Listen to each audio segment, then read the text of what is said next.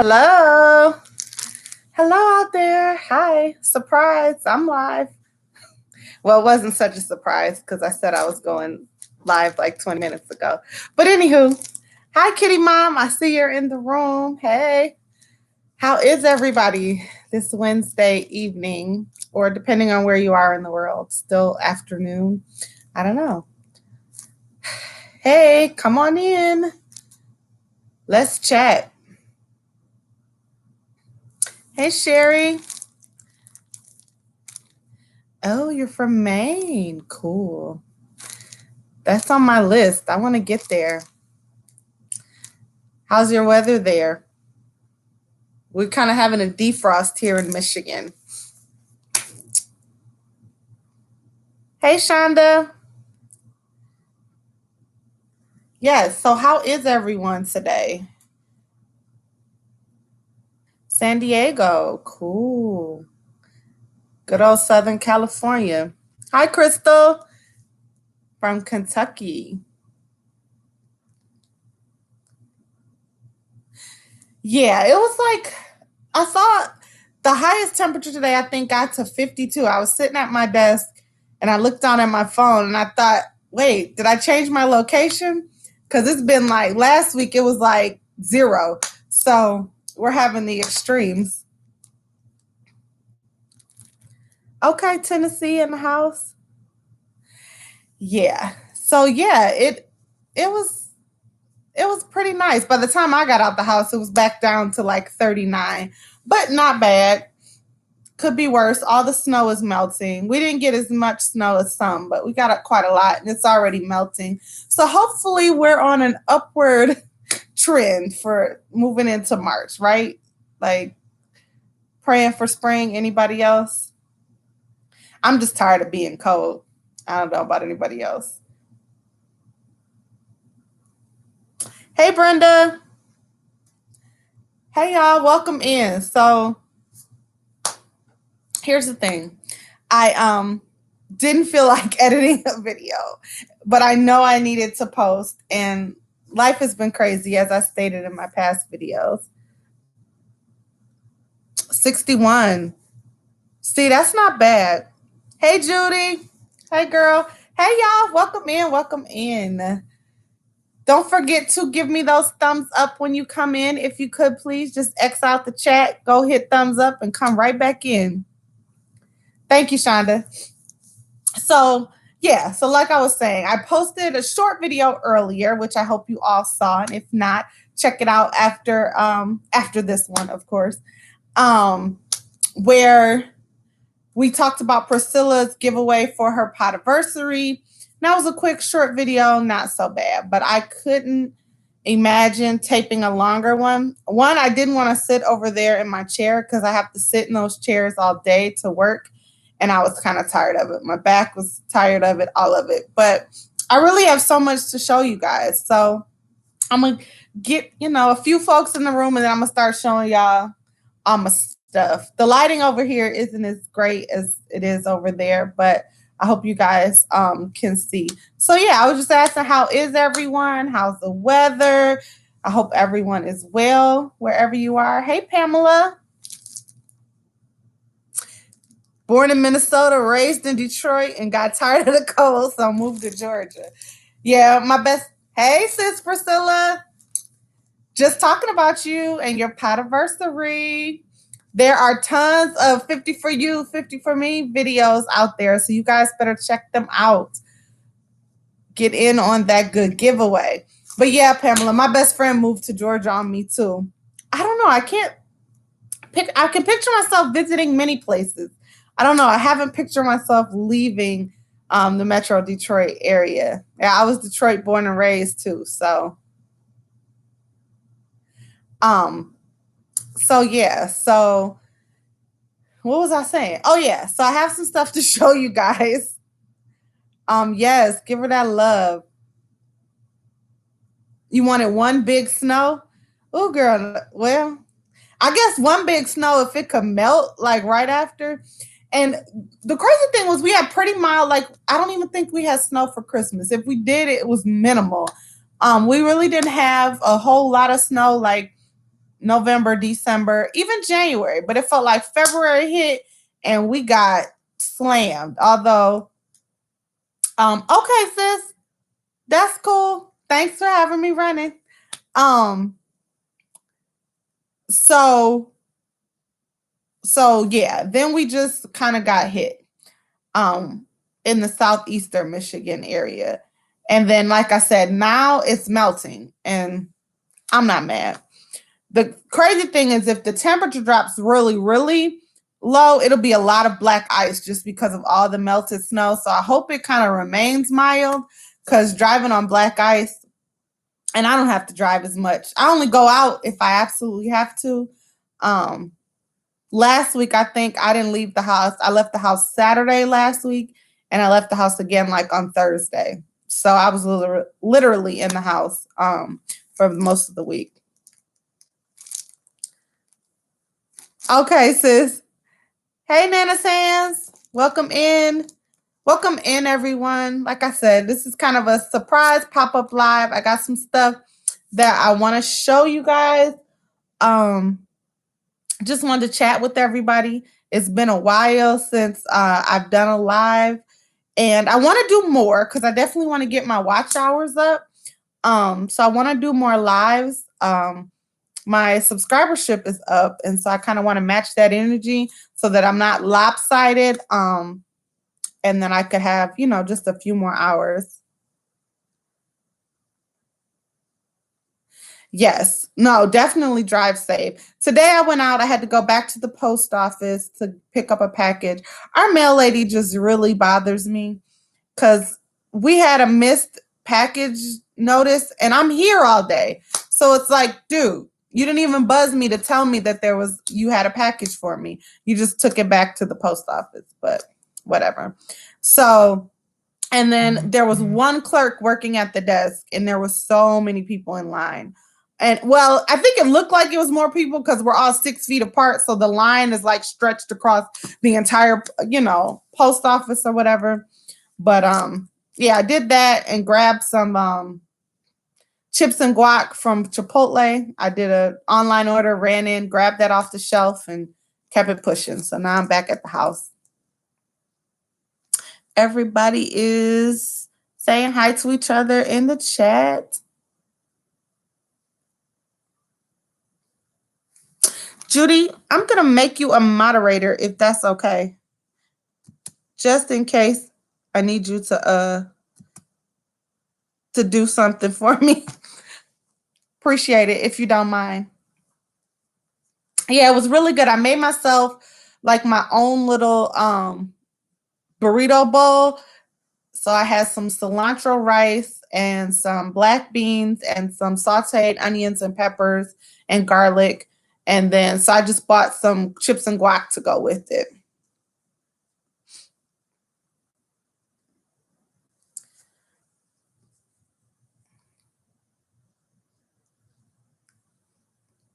I'm going to say, feel free to share people's links. Share your own link. Please do. I love guacamole. And since I've been doing this whole vegan challenge, I've been eating a lot of it. It's been very hard to find stuff to eat because the craziness of being back in school, working, helping my sister with my nephew, helping with the recordings for church services. Like there's just no time to cook or anything else. So trying to find healthy, I've been doing a lot of Mediterranean, a lot of Chipotle, things like that. But yesterday I cooked for lunch. And I had enough leftovers for dinner today. So that was good. I didn't kind of eat lunch today. I had a banana for breakfast / lunch because it was late when I ate it. So I know, right? I'm almost to 800. That's crazy, Kitty Mom. That's what I said. I better start getting my watch hours up, right? That much closer to monetization, which I think in my mind, I was like, monetization is years off. And then the closer I got to it, I was like, wait, hold on now. Like I could hit this thing before my podiversary, which will be cool, right? Yes, go throw some yarn. I know that we aren't supposed to say that other word. So yes, go throw some yarn in the windows or hit people up, whatever you want to say. Definitely check out the playlist on Priscilla's channel because that shows all the people who are doing the 50 for you, 50 for me giveaway, or 50 for me, 50 for you. And you can enter mine, you can enter Priscilla's, and then you can enter everybody's video and have a chance to win. So you definitely want to do that. Yes, please, thumbs up if you can. All right, guys, I'm going to start showing some FOs because I have a lot of them. And then I have my whip will be last because I plan on working on it while we chat. Let's see. What do I want to show first? Well, this is piled up here. So first thing is I was watching Triple C and Joe, and she said something about a hooded cow, and I was like, ooh, that sounds like fun. So I found a tutorial on YouTube. Well, no, it wasn't a tutorial. It was a video showing off one, and then there was a link to buy the pattern from Etsy. So I bought the pattern, kind of modified it to fit me, and I made a Little Red Riding Hood. I loved it. This is burgundy more so than red, but I called it Little Red Riding Hood. And so the hood can come like far, so it kind of protects you from the wind, but you can pull the string so it's tighter, or you can make it loose. It can fall back. So I was wearing it last week when it was like super cold, and it's very warm. It fit in my coat, and I loved it. So made myself that one. I made another one out of some leftover Woolies. Yeah, this is Woolies Thick and Quick in like burgundy. This is copper Woolies Thick and Quick. I don't know if you guys can see. Well, the color's not that bad. So this one I let my sister have. But you know how when you find something you like, you got to make like 3 or 4 of them. This one's a little smaller because my sister is a little smaller, but not really. But yeah, so I told her she could have that because this is kind of her color. She loves the fall themed colors. So made 2 of those. And if you follow me on Instagram, you've already seen the burgundy one.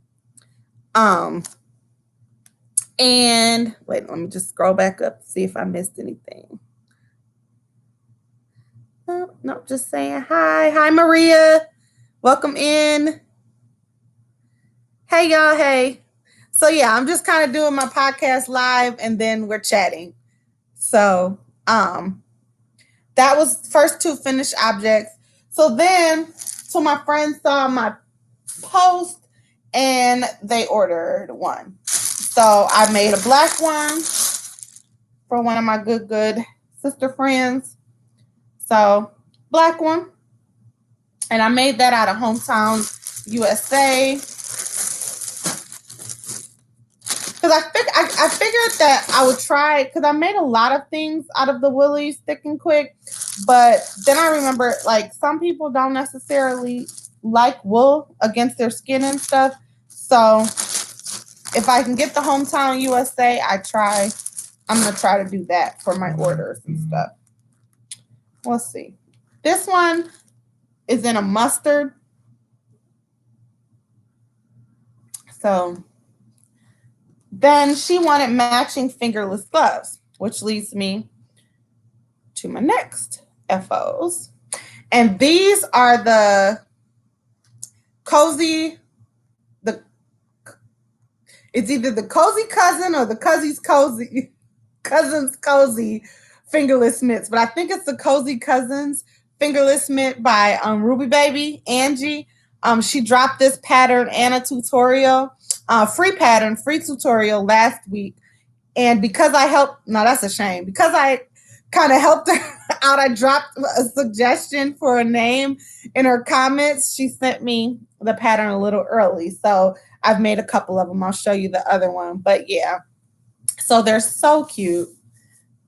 and they match it's in the same pattern as the crossbody cowl. So if you've done the Cousin's crossbody cowl, it matches it. So I made myself a matching pair, and I made myself a crossbody, which I'm going to show you. But so when the person told me they wanted gloves to match, instead of making them plain fingerless mitts, I was like, I got to make them now. So those are in bags, ready to deliver. I'll probably do that this weekend, if not before. So that's that. Yes, Angie is a great designer, Judy.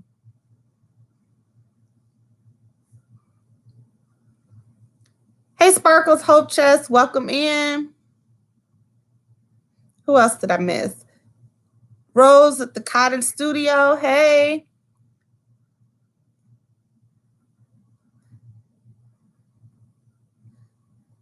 Okay, so the hooded cowl, and I'll drop it in the description box after I probably won't edit this, but I'll add stuff to the description box. The hooded cowl was by African Crab, and she has an Etsy shop and she sells her patterns. She also has a couple tutorials on YouTube, which the cowl that I've been calling my Nefertiti cowl that comes up kind of high on your neck. That one was a free tutorial. This was actually a pattern. I think it was $2, like $1.99 or maybe $2.50, something like that. And it was pretty. It took me a minute to figure out what she said, but after I read it like the third time, I was like, oh, this is what she means. So it was fairly simple. It's very quick to work up, especially with the thick and quick yarn.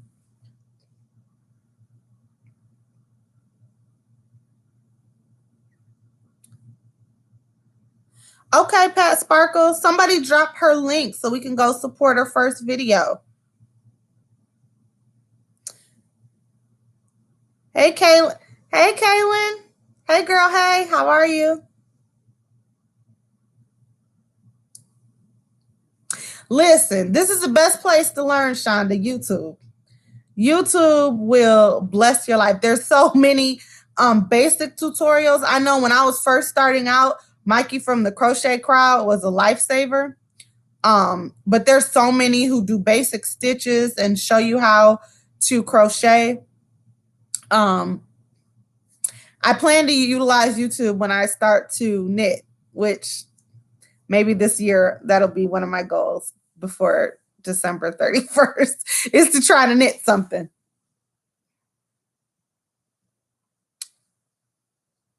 I saw your big, I literally just saw your big project as I was scrolling Instagram a little bit earlier, Rose. I want to make another one. I have a few balls of mandala, thick and quick, and I made that one bag and it sold. My aunt actually bought it. But sales have really stalled in my Etsy shop. And I ran like a whole ad on Facebook and Instagram last week for a Valentine's Day sale. And I really didn't get any like traffic like that. So I don't know if people are kind of done buying their winter accessories. I'm thinking I might do another trunk sale. Maybe take all the things down out of Etsy like the first week in March and do a blowout sale live on Facebook and try to see if I can get rid of it, because I don't want to have to store it for the summer. I thought like, well, you could just save it for the fall. But when I said this place is literally packed with kid stuff and our stuff.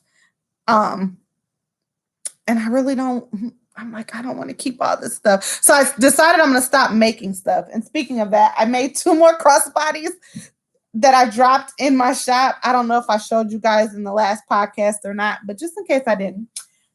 I don't think I did because I showed you the yarn, but this is the yarn, I'm losing my train of thought. The Karen Cake Sprinkles cakes that were on sale for $3.99 at Michael's. So I don't know, I forgot what colorway. It's in these like neutrals. Really, really pretty. Wait, that's a little better. This is the plus size version that I made. It's the Cousin's crossbody. I was super excited. And I had Didn't think I was going to have enough to finish the first one I did, and I went and bought some more, and then I had more than enough to make a whole another one. So this is the regular size one. So those are kind of identical. I dropped those and put both of those in my shop right before Valentine's Day. Because I thought, handmade would make a good Valentine's gift. I know candy and all that other stuff, but I don't know. Let's see. Let me go back up in the comments. I don't want to.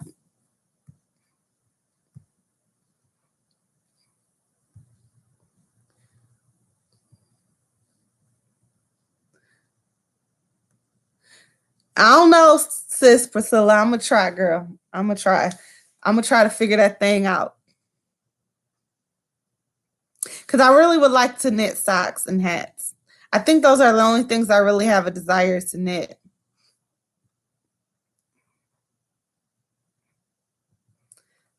Washcloths would be kind of good too, because somebody gifted me some dish rags that were knitted, and I loved them. Okay, wait. Oh, you're knitting the outline and Outlander inspired call. I crocheted an Outlander like 2 years ago. I did a few sets for people in a pattern I found that was inspired by Outlander. I've watched the whole series twice. Once by myself, and then through the pandemic, I made my sister binge it with me. I got her hooked on like all the stuff that I had watched before. But when the pandemic hit and we really couldn't do anything, we were binging. Game of Thrones, Outlander. What else did I make her start from the beginning?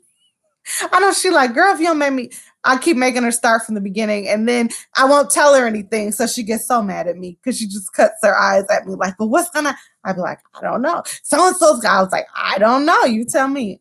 I'm terrible. I'm not one of those people that'll tell you what's gonna happen. But I'll just sit there and smirk because I know what's coming. Let's see. Okay, Judy. See you in a minute, girl. Oh.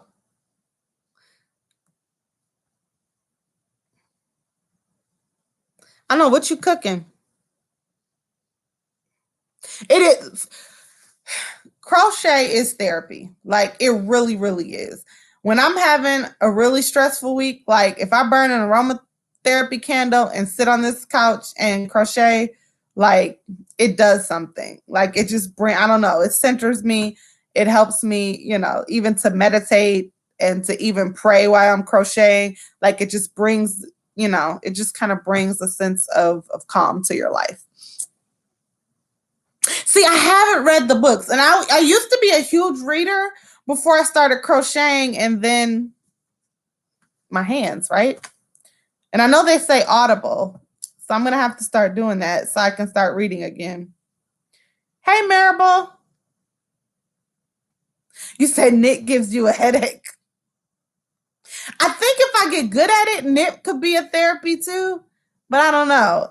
I think because I would have to concentrate, because that's the thing about crochet. The crochet that you don't have, that's mindless, is the most therapy, because you can literally just move your hands, and like a good granny stitch or a good V stitch or something like that, or simple back and forth double crochet or crochet in the round. But those patterns, you got to go, you got to really concentrate. That stresses me out.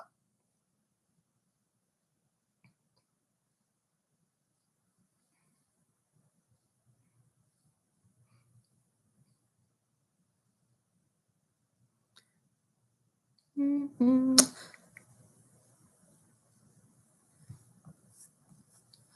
I was about to say, yeah, it's dinner time for some folks. Yeah, I ate just before I decided to do this, and I was full and happy, and I was like, let me go ahead and do this. All right, what else do I need to show? Like, that wasn't enough. Oh, okay, so I made myself a crossbody because, because I hadn't made myself one, and I made all these other ones, and I had some more of that Karen Cake Sprinkles yarn. So this is like purples, pinks, grays. I don't know if you can see it. But yeah, I made myself a crossbody. Picture it, Sicily night. No, I'm kidding. But I could, I'm not going to get up and put it on for you guys. I'm just going to show you. But yeah, and then I made myself, this was the first pair of the matching Cousins Cozy, and I will put that on, that I made. So I made it in the matching yarn. I actually have another ball left, and I think I might make a matching headband, not a hat, but a headband to go with it. And it's funny because the gloves, the way the yarn, you know how Karen cakes go, the way it went is that it's two different colors, but you really can't tell from a distance.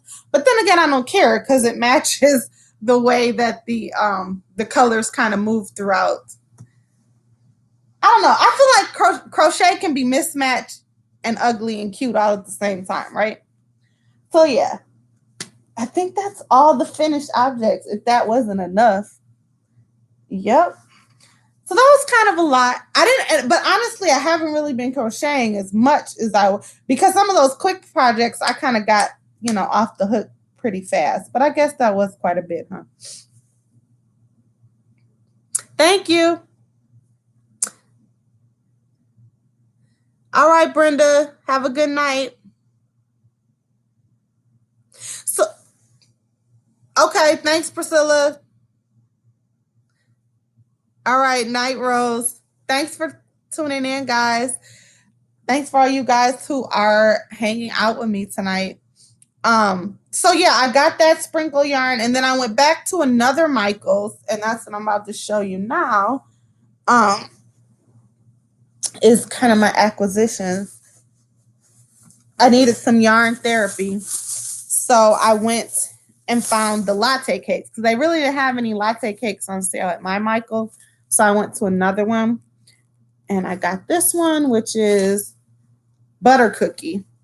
So it's yellows, tans, cream, and they only have one of each. So I got one of each. The pretty plum, and this is kind of has purples, but it's more blues, cream, and there's like a few strips of purple in it. But anything with purple, I'm gonna get it.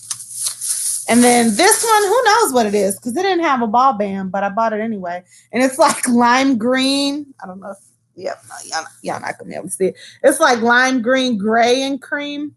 Well, kind of lime green, maybe chartreuse. I don't know. And then one more, it rolled away on me, so excuse me. Hopefully my butt doesn't end up in the camera. Okay, I'm back. Iced leaves. So I got, what was that, 4? Yeah, I got those 4. They were $3.99 a piece. When they're normally $9.99, like $6 off is a really good sale. That's more than 50%. So couldn't pass it up. And then I had never tried the sprinkle cake. So that's why I just went ahead and grabbed those. And then I figured I would go ahead, because they're so big, I would go ahead and make something out of them just so I wouldn't have to store them. And because it's the end of the season, I'm going to start working with yarn that's not so chunky, although I'm going to miss it. I don't know. I know some people don't like chunky yarn, but chunky yarn is life right now. I could. Yep, I can look it up on Michael's website and figure out what it is. See you, Shonda. Thanks for hanging with me. No, they are really pretty.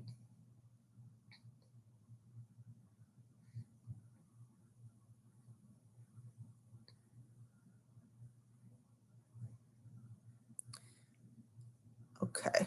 So we lost some folks, but we still got like 20 of y'all in the building. Hey, y'all. Hey. So,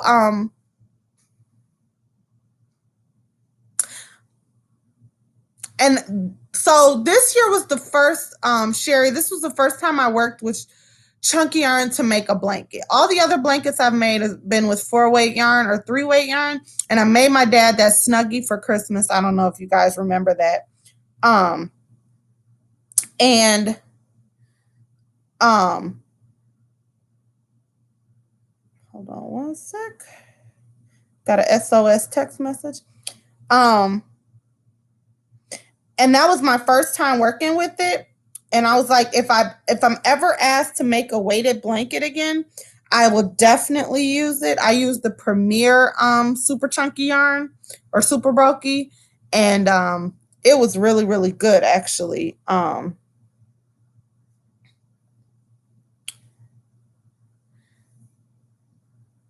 And I was over there the other day and I was freezing because my mom constantly turns the heat down.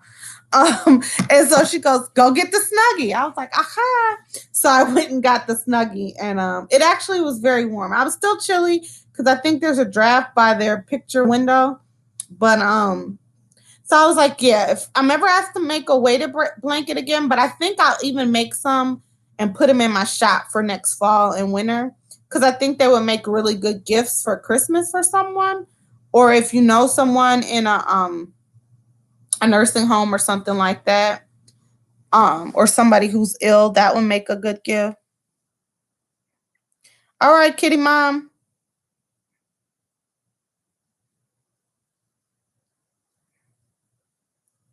Oh, you've sold them. Okay, so they're good sellers. So yeah, I'm gonna have to think about that because I want to think about how I'm going to revamp the shop. Um, for spring. I have to think about what I'm going to start making for spring, and I have to let go of the chunky. Like the chunky, I've been like lost in chunky world. Like everything in my shop right now is chunky yarn because it works up so fast and it's like immediate gratification. And I have like less time to actually work. Cause like, oh, by the way, my whip squirrel. All right. Um, I'm working with mandala right now, mandala sparkle. You probably can't see all the pretty sparkles. And I'm making a virus baby blanket, and I'm almost finished with it. I'm gonna probably, I have one more ball, so I don't know how many I've made. Let's see, 1, 2, 3, 4, 5, 6, 7. I did, so there's like 7 rows. Well, not rows, but 7 repeats of the virus pattern, and I might go to 10, and I have enough to do that, so I think I will. My friend from high school had her first baby, and she was actually she had preeclampsia and had to be induced early. So her baby is in the NICU, and she's only like 2 or so pounds, but she's a fighter. She's fighting, and so I want to send a blanket. I thought I had till April, and I don't. So I'm trying to get this done. But working with the thin yarn is killing me, y'all. After working with all that chunky yarn, I'm like, this is taking forever. But so I've been working on this and trying to get this done. And I have one more baby blanket I need to do. My sister's best friend had her baby on Sunday, although she was due like this week. So I'm a little behind on that. But I just want to send the blanket as some encouragement to my friend. And I hope she likes it, because she's not really like she's more of like a black and white and neutral person. And I went completely like girly girl. I saw this and I was like, oh, I'm making this for the baby. Like, I don't care. I love it. It's got purple, it's got pink, it's got teal, it's got cream, and it sparkles. So yes, thank y'all so much. Hey, Jeanette, how are you? Please, you guys, hit those thumbs up if you haven't. I would greatly appreciate it. I'm so glad you all are joining me this evening. Like I said, I couldn't fathom recording and editing, so I just needed to jump on and make myself show you all the millions of things. So I just got finished showing my finished objects. This is my whip, which now I need to find my J hook so I can do you guys lose your hooks in the couch? Oh no, here it is. Okay. I lose my hooks in the couch every day. Like I have to have 3 of the same hook, because if I don't, then that stops me from finishing a project, because I'm sitting here looking at the project like I can't do nothing with you, and who knows where the hook is.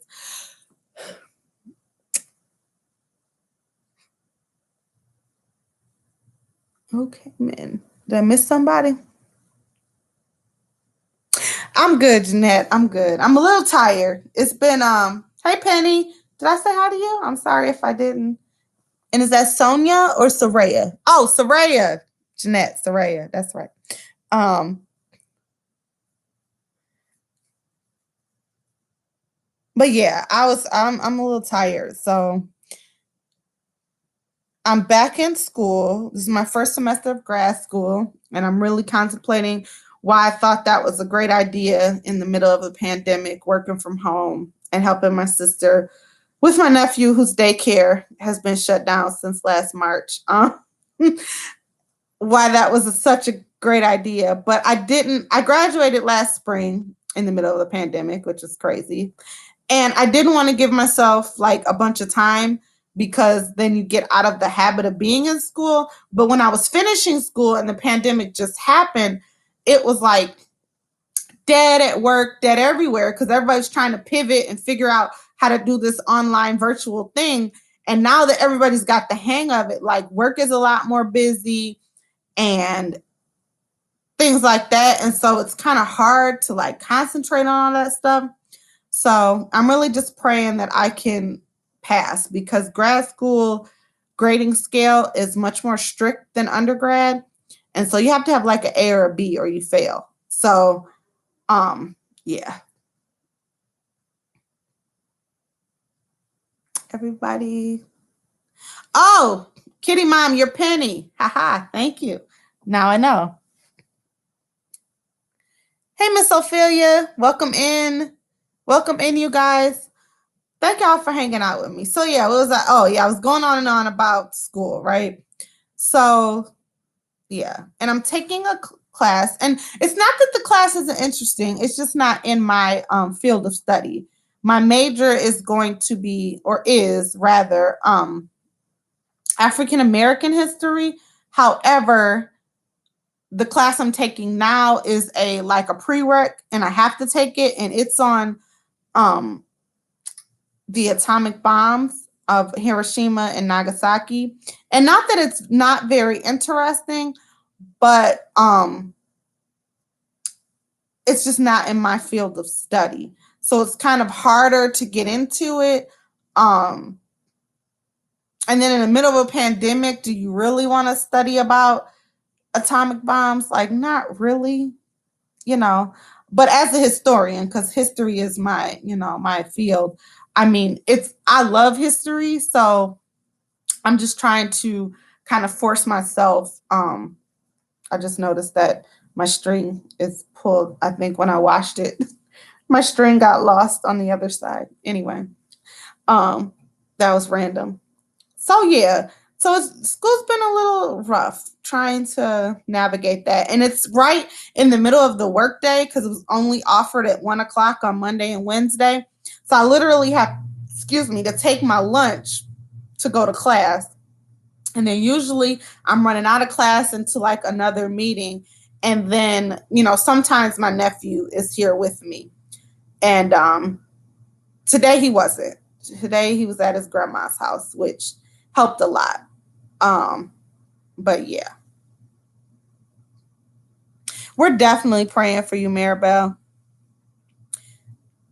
I hope it helps to just come and get your mind off of things and hear us, talk about yarn and life and things like that.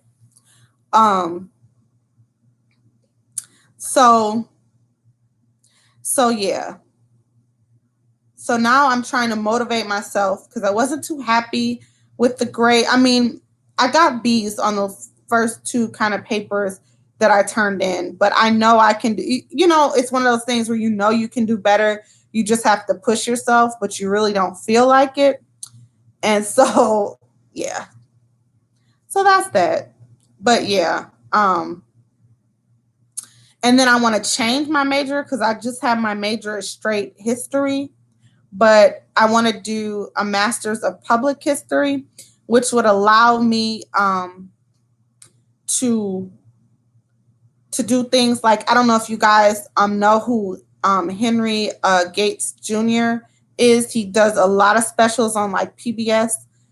His latest one was on the Black church, but he's done so many. He does ancestry. He was doing like ancestry to the stars. Like he was literally ancestry.com and he kind of like told their family's history to the people. But with the master's in public history, you can do stuff like that, or you can curate at a museum. You can be one of those people that if you're the master of that type of subject, they'll bring you in to talk about it. And I would love to do stuff like that. And I would love to also be able to teach at a university level or community college level. So with the master's, I'd be able to do both. So, my computer was just doing something really weird.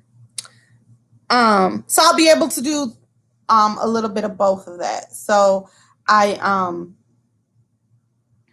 so that's what I'm in school for. And like I said, when I decided to reapply last fall to school, I thought it was just a really good idea. Anybody else out there in school or have been in school for their master's? And everybody says, oh, it'll be much easier than undergrad because all your classes will be in your field of study. Well, turns out not so much. But anyway, so that has been pulling some of my crochet time, which I don't appreciate, and podcasting time. But I'm like, I gotta get Priscilla's video, the 50 for me, 50 for you, kind of pushed me to go ahead and record. So, and then I was like, you know what? I'm just gonna jump on live and show all my stuff. Okay, Maribel. I'm like, it's not just me. And then here's the thing. I'm the old lady. Outside of the professor, I'm the oldest person in the class. I'm the old lady in the class. And I'm 37 and a half, but when you're in a class with a bunch of like 18, 19, 20-year-olds, you feel like an old lady. And it's just funny to me. I'm like, okay. I'll be in there like, and my perspective is a lot different because I've lived just a little bit longer, right? And so sometimes I'm like, should I say something? And then when I do, my professor is like grateful. So I'm like, okay, I can, but sometimes I'm like, some of their thought process, I'm like, oh, okay. So it makes me feel old, even though I'm not. Don't let the gray hair fool you. No, just but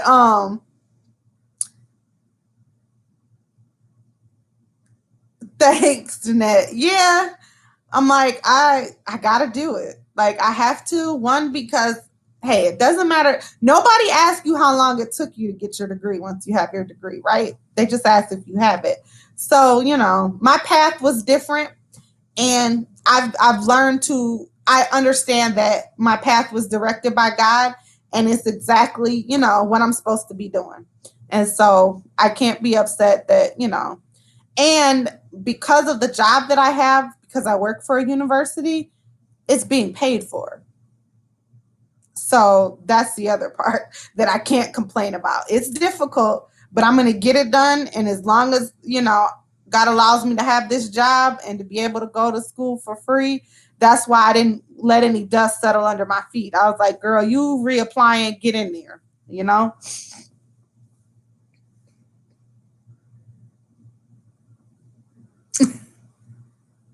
Yeah. The last class I took was a French class, and it was a requirement in order to graduate, and it was the third level of French. And I was the oldest person in that class too. I might have even been older than the professor. I'm not sure. No, she was a postdoc, so I don't think I was older than her.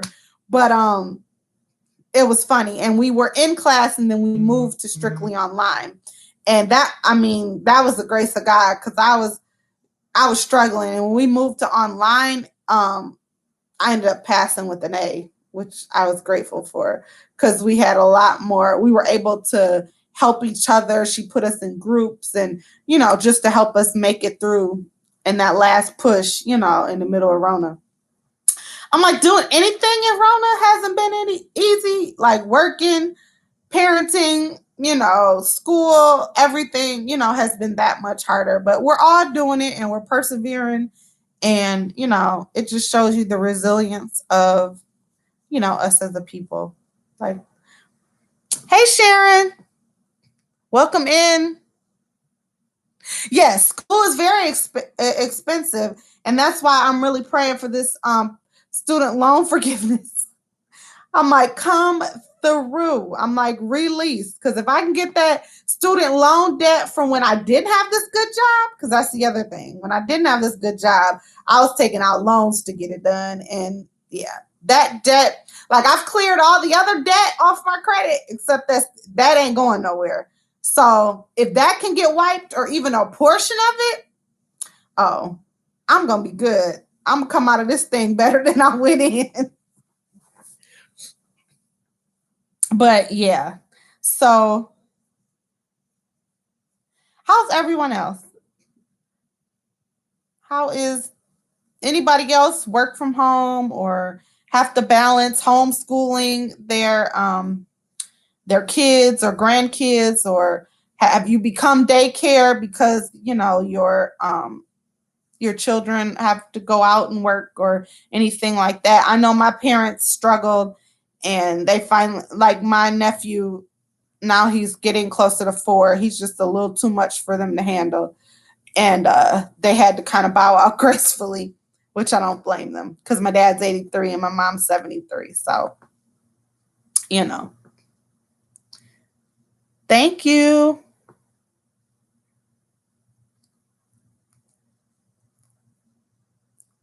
Yes, I crochet and stuff. Listen, if this YouTube thing works out, I would love for that to be my full-time job, right? Being able, and then like that's why I launched my Etsy shop. Like I want to be able to make money in my sleep, like where I don't have to, you know what I mean? I don't mind working. I like what I do now. And I definitely like it because school is being paid for. But if I could just do like my historian stuff, like once I get my degree, do that and travel and be like an expert or something, or teach or whatever, and then crochet, that would be life. Yes. Listen, I'm like, who knows what this can turn into. That's why I said I better start getting these watch hours in. So when I hit my 1K, I won't have no problems. Miss Ophelia says she works from home. Her daughter is a senior in high school and was at home for a while on virtual learning. She's now back in the building for half days. It's tough. Yeah. We're still in Michigan. I believe we're mostly still in virtual school for a lot of kids. And I think the high schoolers, I guess, were proven to pass the virus to each other more so even than the younger kids. So I think they're keeping the high schoolers out even longer than they were the like middle school, elementary. I hear you, Janae. You said and on and on and on.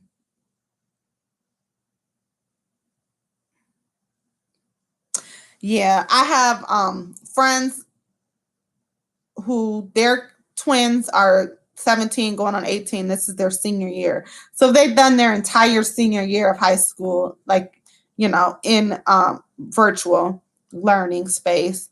And then they have a 6-year-old younger sister who has been doing or she's 7 now. So she's been doing second grade, I think, from home, or first.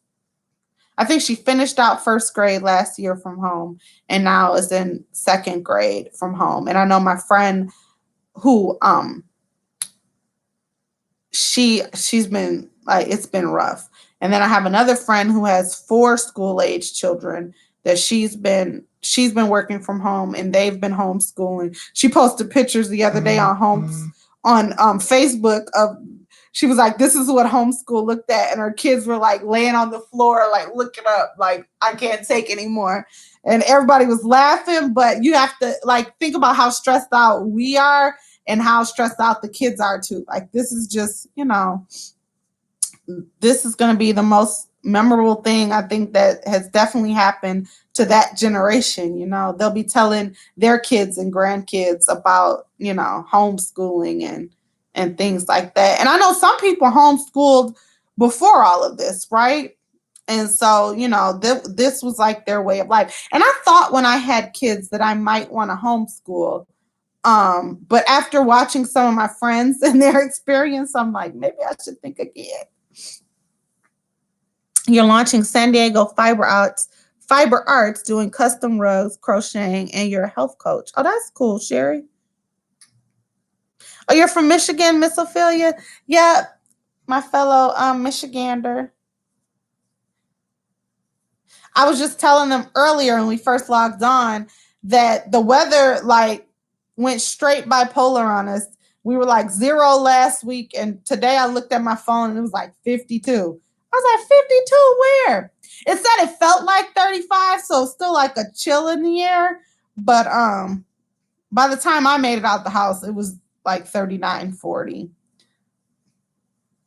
So I'm hoping that, and I heard it's already back in the 70s, like in Texas, after all of that crazy foolishness that went on down there. Now it's like 70. My cousins are in the Dallas-Fort Worth area, I believe. Them and their children. And they're originally from Michigan, and they moved there 2 or 3 years ago. And their kids are like both under the age of like 4, 2 under the age of 4. And it was so funny. They came here for Christmas and quarantined in the snow out at my aunt and uncle's house in the country. And I commented on their photo because they had the kids outside playing in the snow. I said, they probably thought y'all had took them back to Michigan overnight. They woke up to a whole backyard full of snow, but now it's all melted. Anybody in Texas? How are you doing? Now, you know how it is in Michigan. It can be like winter in the morning, spring in the afternoon, fall by the evening, and by midnight, it's winter again, right? Yep, Jeanette, I know. And you guys got hit by the snow worse than we did in Chicago. Hi, Jen Reeves. How are you? Welcome in.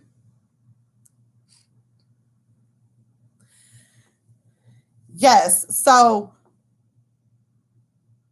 it was I don't know. I hope we're heading towards spring. But the thing about Michigan is it can snow all the way in April. Like, I think we've had snow for Easter before. And Easter falls on what, the first Sunday in April. So we shall see. Although, like, I've been this fall and winter, I've been living in hoodies and leggings and jogging pants, jogging suits. Like, I'm not gonna know what to do once the weather breaks. Like, what am I gonna wear? Leggings and t-shirts. Like, that's my work from home attire, unless I have to throw on a sweater and look, corporate. Well, business casual, really.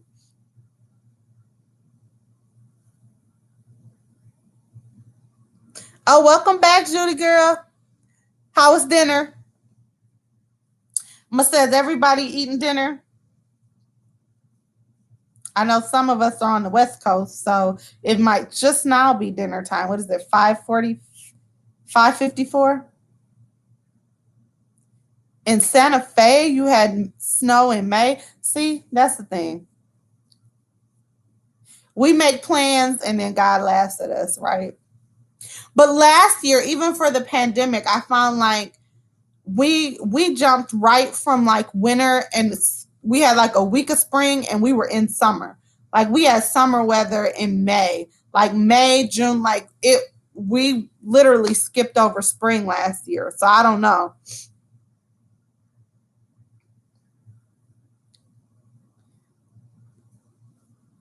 I don't know, y'all.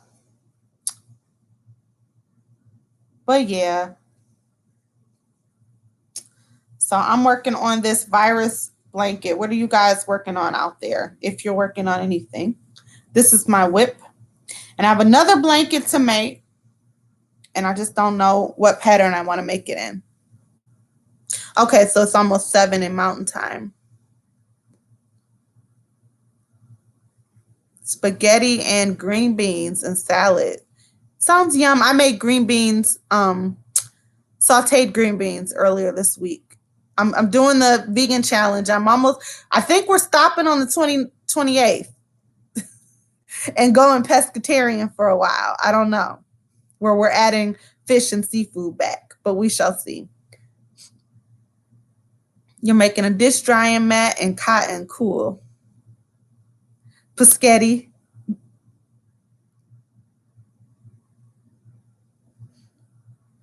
Ooh, you're in Florida on vacation and sneaking in from the family. See, that would be me. Like on vacation, still with my ear pods in, watching YouTube on my phone.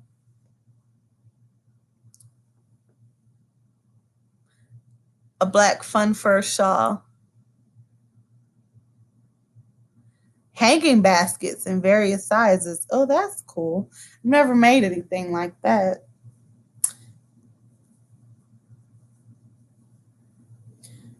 Fun fur shawl. Oh, I can't wait to see that, Judy. You're going to have to show it when you get done. Ooh, purple, hot pink, and turquoise. A baby blanket. Yes. Sprinkle cake blanket and half herringbone, half double crochet. Okay. I love a good half double crochet. Wait.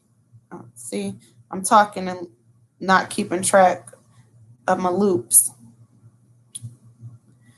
So the last virus blanket I made up, it worked up so fast, and it was in a 4-weight. This mandala in a 3-weight feels like it's taking me forever, y'all. Washcloths, trivet, and 2 flower-shaped coasters while on vacation. Yes, I'm going on vacation next month. And I definitely need to take some stuff to work on. And I think it's going to have to be small. But I'll be in the room by myself. So I'm like, I don't know if I'm going to necessarily want to be all out anyway. So I definitely think I'm going to take some crochet to work on.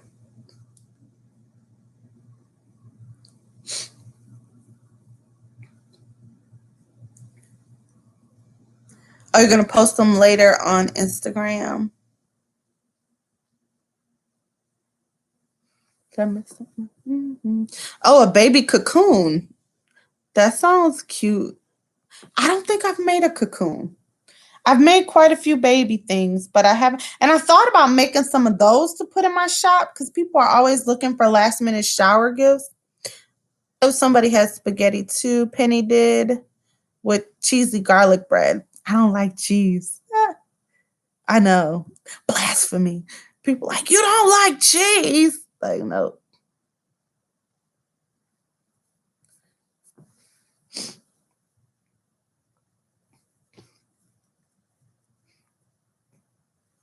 So just in case folks who are all up in my business might log on, Sharon, I'm not gonna say where I'm going.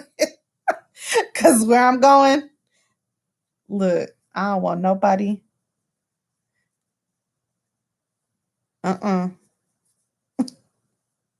So not y'all, but you know, you got I got bystanders who subscribe to my channel too. And I'll need to that's so bad, but I'm being so truthful. But it is definitely going to be a getaway. And I'm kind of nervous, but I'll have both of my shots before. I don't know if I told you I got my first shot, and I'll get my next shot in a couple of weeks. So I'll have both of my shots when I go, but I'm still going to be double masked and sanitized down and Clorox wipe and everything else. But I haven't been anywhere since 2019. And I didn't go anywhere last year, even though I really could have used it. But I was just being like super cautious. And my parents will be vaccinated too. So and they were like, no, go. Like, you need to go somewhere. So it's like, okay. Because I've been being super cautious just for their sake because, you know, but my sister, like all of us, she works for a senior home and she was being vaccinated and they opened it up for the employees, family members, because I guess they figured if they have to, you know, be around their family and come back to work, it's best for everybody connected to them. So we were really grateful. She was like, hey, they said you got So we went and got it done.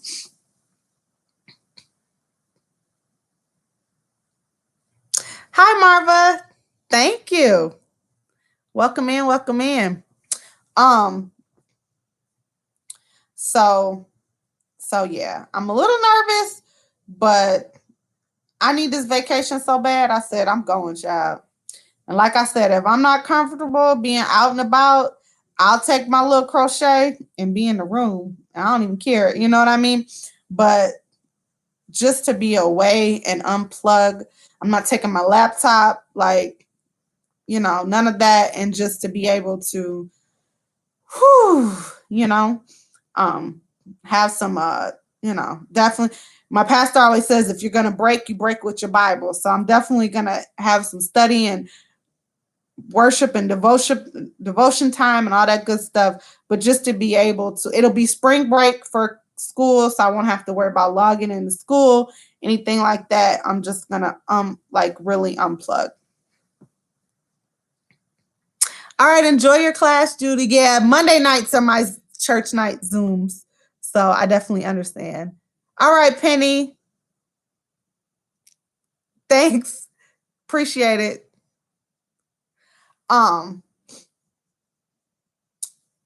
So yeah. I'm like, thank y'all for everybody who's hanging out with me tonight. I really appreciate it. If you hadn't hit those thumbs up, go ahead and do that for me now. I just wanted to come on and show some of the stuff I was working on, or that I have finished and that I was working on, and just chat with you guys while I was working on my whip. And I was like, I didn't see anybody else that's scheduled to go live on Wednesday nights. I wasn't sure. I was trying to be mindful. Like, I had been thinking about going live all weekend, but so many different people go live at so many different times. So I was like, well, I don't see anybody. So let's see.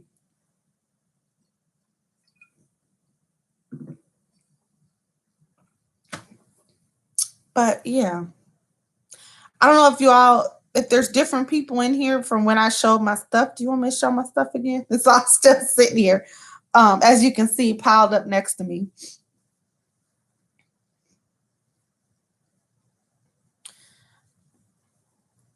But yeah.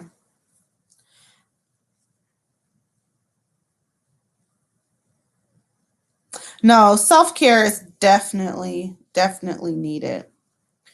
And I've been really, really, truly grateful to, you know, have been able to stay in and stay safe and, you know, work from home and things of that nature, be able to finish up school and graduate in the pandemic, apply to grad school and go back to school in the pandemic. I mean, you know, but just,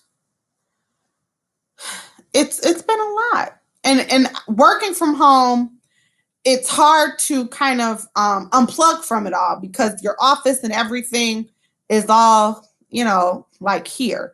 And I don't really have like an office, you know, so I had to make one in the dining room.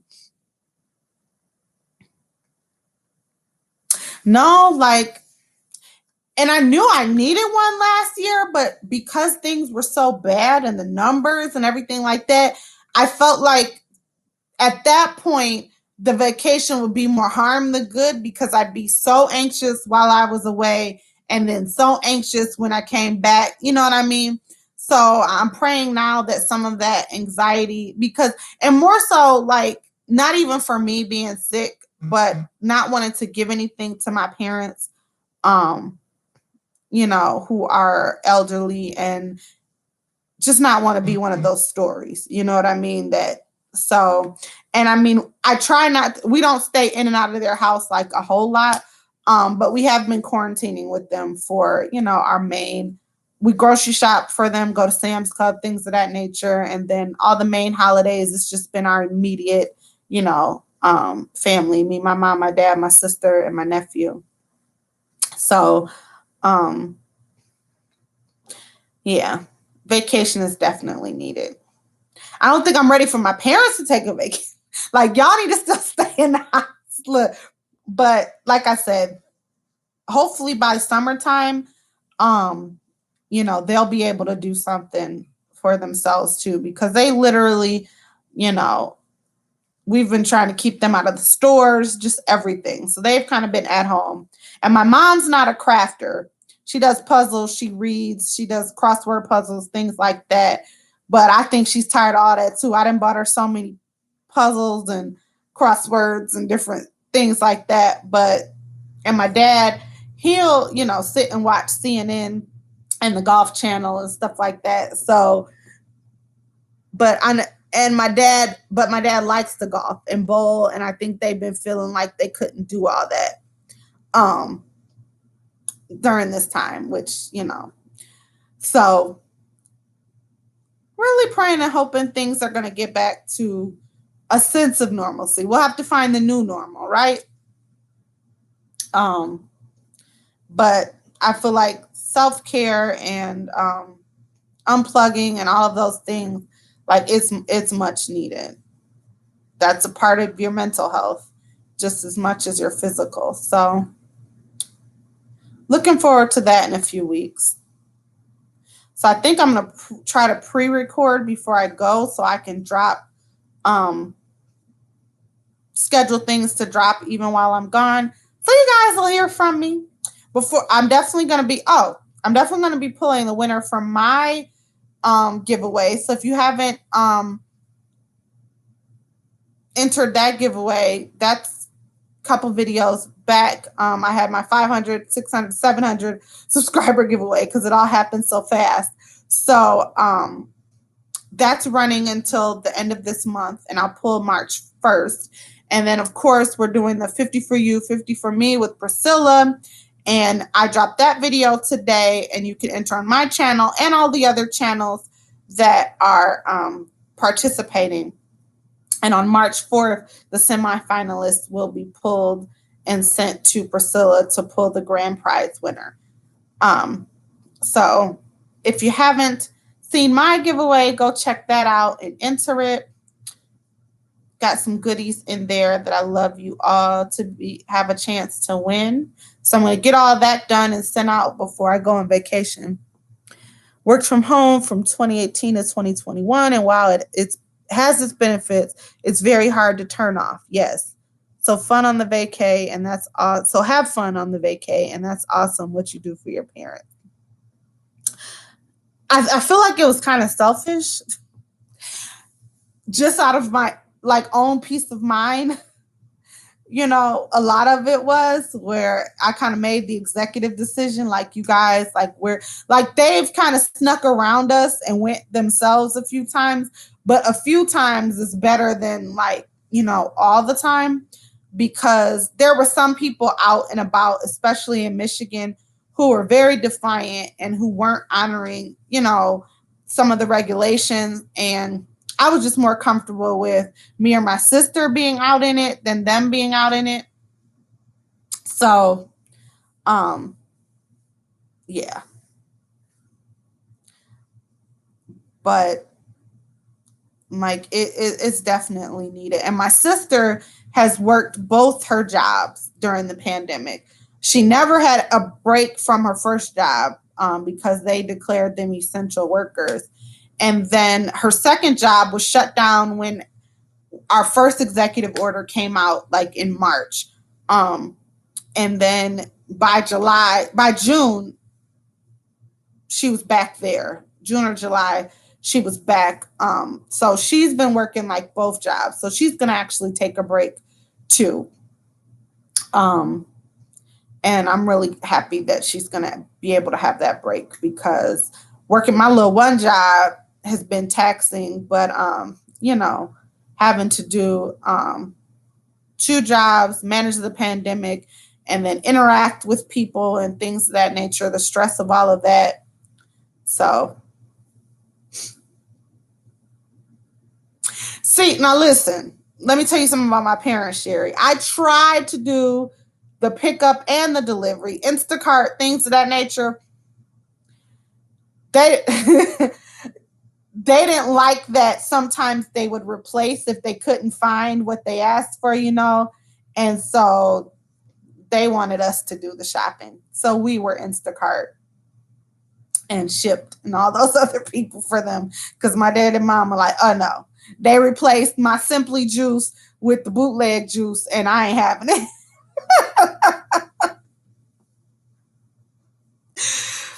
But me, myself, personally, like, I've been using Instacart kind of a lot unless I need to go in for specific recipes or things that I know I need to like look for myself. But I've been trying to stay out of the, the madness as well.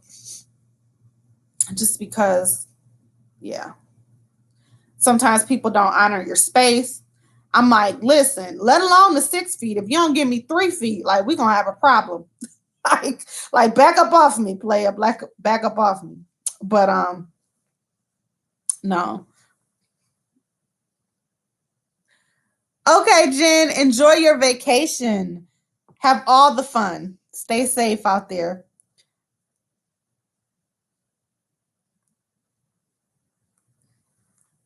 So this is like the first time I used Instacart was during this, because I guess I didn't see it as a need. I mean, you just used to going shopping, right, for yourself. But it really has been helpful.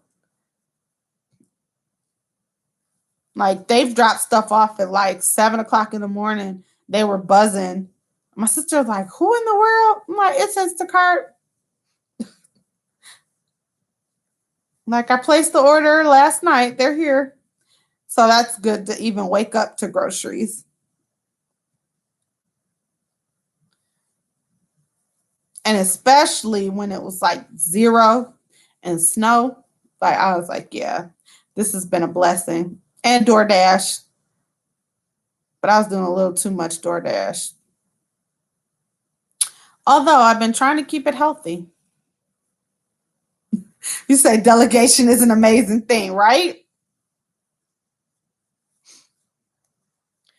So, hey to anyone who's just joining in the room. Right now, we're just chit-chatting. Night, Maribel.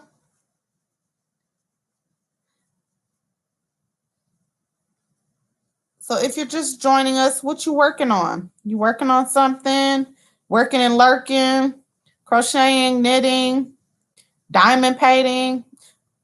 Any other crafting you might be doing? What's on the hook? Anybody catch any good sales this week? I'm going to say last week was the last time I've been to the yarn store. I got the yarn I needed for those 2 orders that I showed you from Meyer because they had the best price on the Hometown USA. It's $2.99, by the way, regular price at Meyer. And it's regular price $4.99 at Joann's, and I think it was on sale for $3.74. And so I still went to Meyer because it was a better price. Joann's is having, if you do curbside pickup, you can get an extra 25% off, including sale items. So if you need anything from Joann's, I don't know if tonight is the last night you can do it.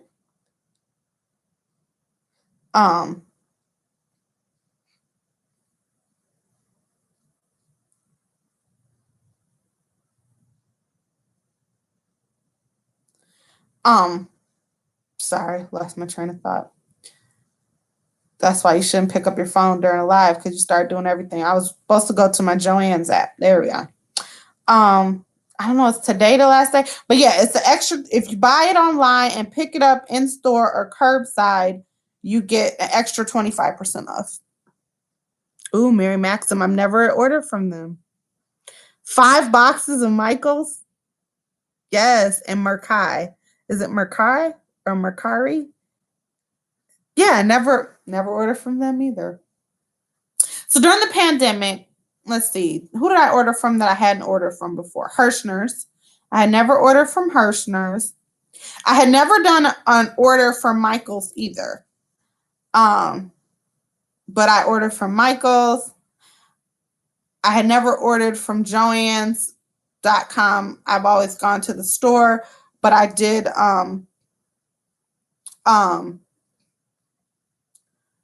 but I was able to do that a lot during the pandemic. Either pick it up in the store, or if they didn't have it in store, like the quantities that I needed, then I ordered online. I did Premiere during the pandemic, but I had done Premiere before. But mostly I've been doing a ton of Joann's because they've been offering the extra % off in addition to the sale prices if you do curbside pickup. And hey, I'm all for the curbside pickup. Oh, it's like Facebook Marketplace. Okay. Ooh, your Premiere order's coming tomorrow. Girl, you just been on a roll. No, I do like Premiere yarn. What did I? Oh, I also ordered yarn off of Walmart during the pandemic. Yeah. I've ordered more yarn this year. I'm like, that's been like my therapy. Of course, I went to Hobby Lobby for their sale this summer. And, I went to like 3 or 4 different Hobby Lobbies. Oh, you did that when the Big Twist was $174. So yeah, I didn't load up on the Big Twist. I don't know why. I think because I'm more of a variegated stripes girl, like where I don't have to like figure out the color choices for myself. I love for it to be chosen for me, as you can see, or else all the one color, because I hate sewing in a bunch of ends. It drives me crazy. And I'm always worried, especially with orders, that the ends are going to pop out on people and then think my work is raggedy. So I do a lot. I try to pick a lot of color, unless I can't, that are already like variegated or striped. Yes, the Hobby Lobby sale, like that's the best part of the summer and for the last 2 years. And so I need to use up some more of last year's stash so that I'll have room for this year. And then I cleaned, when Michaels put all their cotton on sale at the end of the season, I cleaned them out. So I have a nice stash to start my summer wardrobe for my shop. Nice stash. Okay, and rugs and wall hanging. That makes sense. I like Red Heart. I know a lot of people don't like Red Heart, but I like it, especially the stripes. Earlier, I had on my Autumn's Favorite Swan Show by Priscilla from Distinctive Crochet, and I made that in the Red Heart stripes, and I love it. And I have some Red Heart neon stripe in my stash, and I've just been waiting on the perfect project to make with that. I'm not a fan. I mean, I'm not like a huge, like that's the Red Heart I love the most. Is that the stripes. When they came out with the Red Heart stripes, like they got me. But I love cakes. I love the Karen cakes. I love mandala. If it was a little thicker, I definitely love the mandala thick and quick. I love the sprinkle cakes. I love the what's the premier version of the cakes? Sweet rolls. All like that type of thing where it self stripes and does all that. Love it. Yep. Yes. The Michaels cotton last year, like it was like butter, like literally. And I ordered when they clearanced that out to like $3.97. I went online and made several purchases, and I went in the store to see what they had in store. A lot of people by that time didn't have a lot, but so I'm going to make like swimsuit cover-ups and ponchos and different stuff to put in my shop for the spring. Those of you who have Etsy shops, if you do, what other spring stuff do you put in the shop that sell, that people buy? Sweet rolls. I never tried the coffee. That's on my list. If they put it on sale, that's the only problem with Premiere. I don't feel like their sales are good enough. Like 20% to me isn't a sale. Closer to 30 or 40, I'm with you. But I do like, I just made, I'm looking at it, but I can't see the tags. So I can't tell you what it is. But it's a 5 bulky, the newest line that they dropped. And I liked it a lot. It was so soft. Halter top and short sets. Yes. Okay, brick and mortar shop. I love it. Are you out in California though, Sherry? Did you say that? So last summer I got a couple orders for swimsuit cover-ups for I did like a halter and a short set. I made a romper. It didn't sell, but I'm going to put it in the shop for this spring to see if I can sell it. I did some crop tops.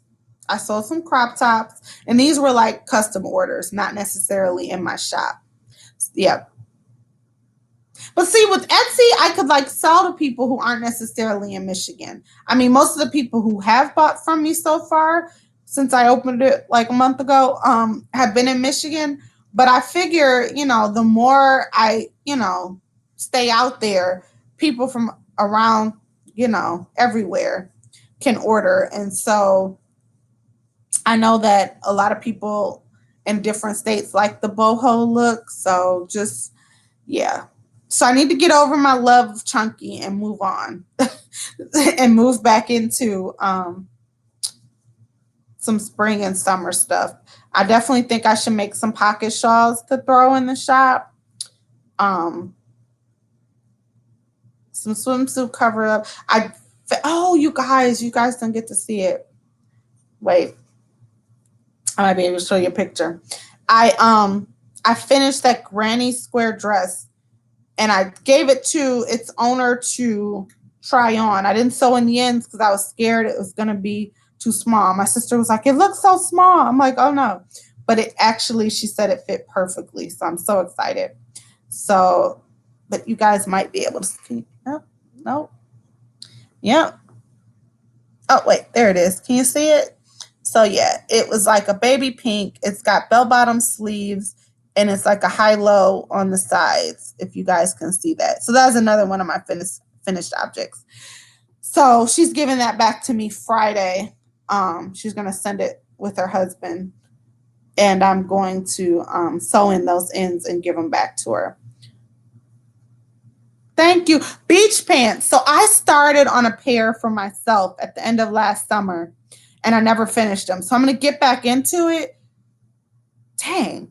Oh no, it's not going to be hot enough where I'm going. Because I'm saying, could I hurry up and finish those before my vacation? But I definitely think I'm going to wear it. Yeah. I'm going to start. That's one of my whips. I have a wall of whips that I had to put down to work on winter stuff. So I'm going to pick back up. I don't know if the pocket shawls are still popular, but I'm going to go ahead and put a couple in the shop and see if they are, girl.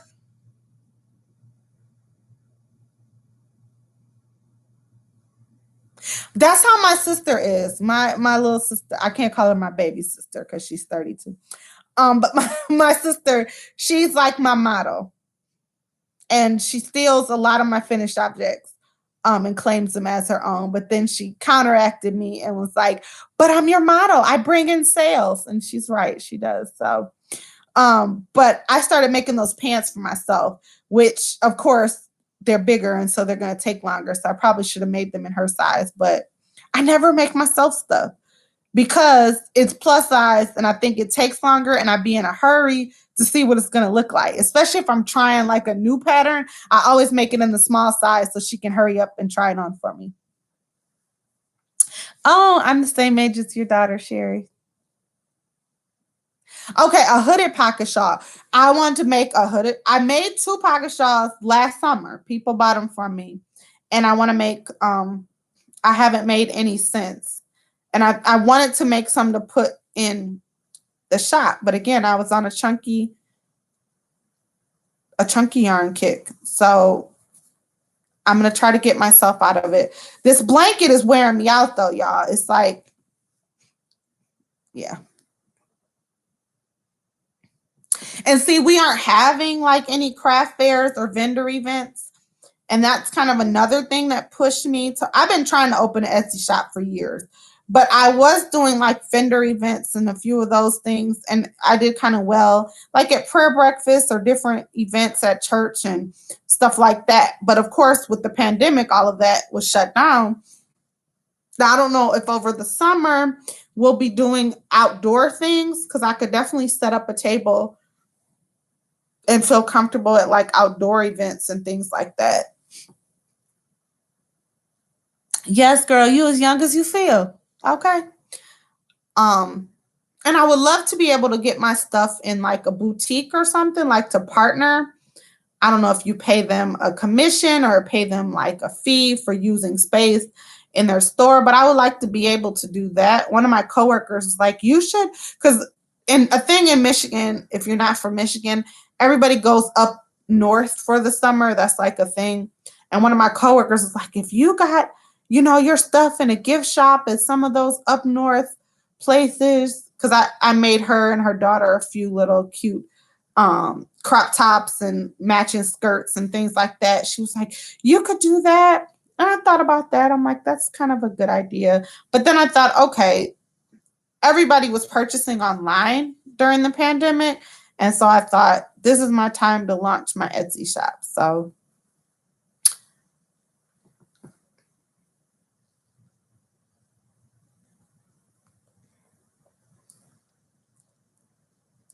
okay.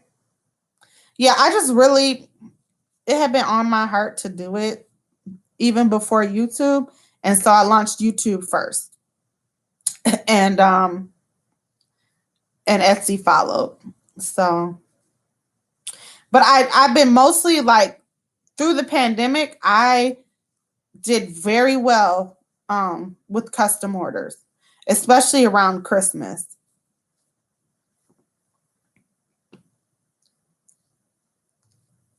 Okay, that's cool. 35 different makers. That's awesome. Okay, I'm gonna have to check it out. Thoughtful Creations on Facebook. I know I had seen Parlez-Vous Crochet, who's out in Southern California area as well. And I know they were still having like outdoor events and outdoor setups. I saw her doing that. And I think we still didn't do a lot of that because everything was still new last summer. So maybe this spring and summer there'll be more outdoor fairs or vendor events and opportunities like that. But now my winter stock is built up and my summer stock is next to nothing. So now that's in my little to none free time. Although because I'm a night owl, I'm up till 2 or 3 o'clock in the morning anyway. So those are the things that, I can be working on. What about you guys in the chat? Some of you guys just might be working and lurking, which is cool. But what's your plans? What you got in your Ravelry or your Etsy store patterns that you bought or in your watch later on YouTube? What you guys gonna be making?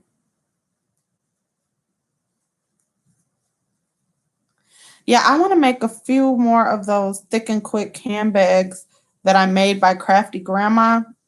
Um, is it Crafty Grandma or Crochet Grandma? Dang it, can't remember.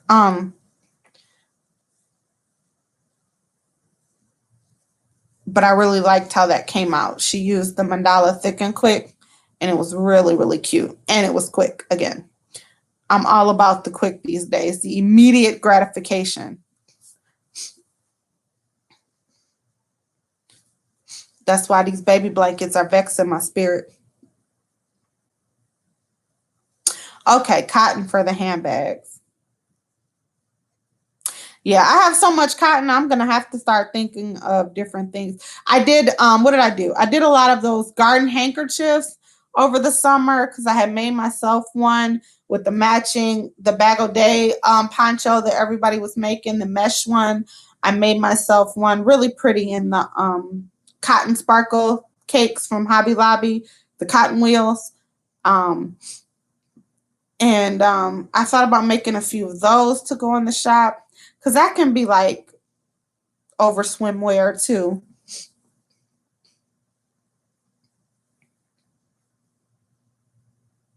Yeah, no, I haven't seen much of anything. I did a craft fair. It wasn't a vendor event. It was literally a craft fair. And I found that I did better at an event where I was the only crochet vendor and there were other vendors like people selling jewelry, purses, hats, food, different things like that. But when I went to a strict craft fair, they had booked 5 other crochet tables, which I thought was very unfair because the people who came had such a variety, you know what I mean? Like you really didn't have a chance. So I said, I don't know if I would do a quote unquote craft fair again. But the vendor, I do good at vendor events.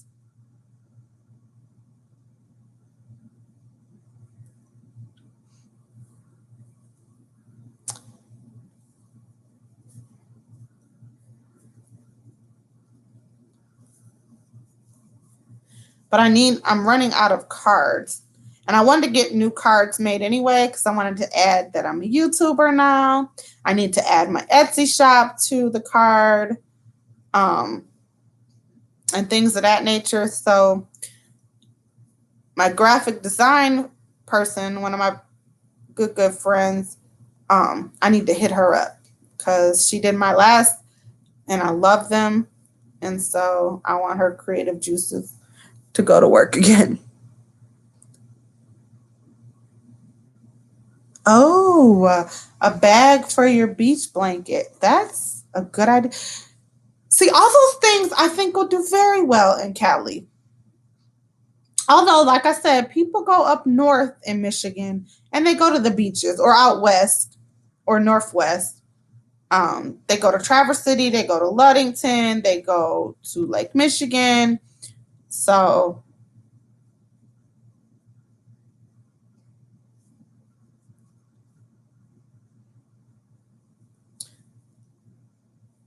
but I think everybody's going to be so ready to get out of the house this summer that and go places or travel. So I definitely think I need to start getting those things done, swimsuit cover-ups and different things like that.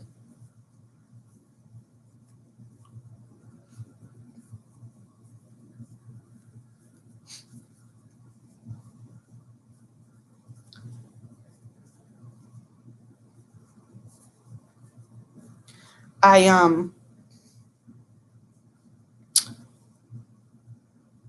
also need to finish up my sweater coat that I was supposed to be making myself. Now that I'm done made. Oh yeah, wait, I didn't show you guys. So I had a last minute. See, I had a last minute Valentine's Day order. One of my fellow ministers from church, he wanted to order his wife a sweater coat for Christmas, and I was booked. And so then he said Valentine's Day, but I didn't hear anything else from him. And then the week of Valentine's Day, he's like, "Hey sis, is everything ready?" I'm like, "Huh?" I was like, "Well, no, but I guess I can get ready," because I really love his wife. She's a sweetheart. I told him, I said, "You better be glad I love your wife." So I don't know if you guys can see that. He wanted a black and burgundy one. So I made the bottom, the sleeves, the pockets, and the belt all have burgundy in it, and the rest is black. And she loved it. Thank God. She texted me Valentine's Day evening and was like, "Oh my God, sis, thank you." So,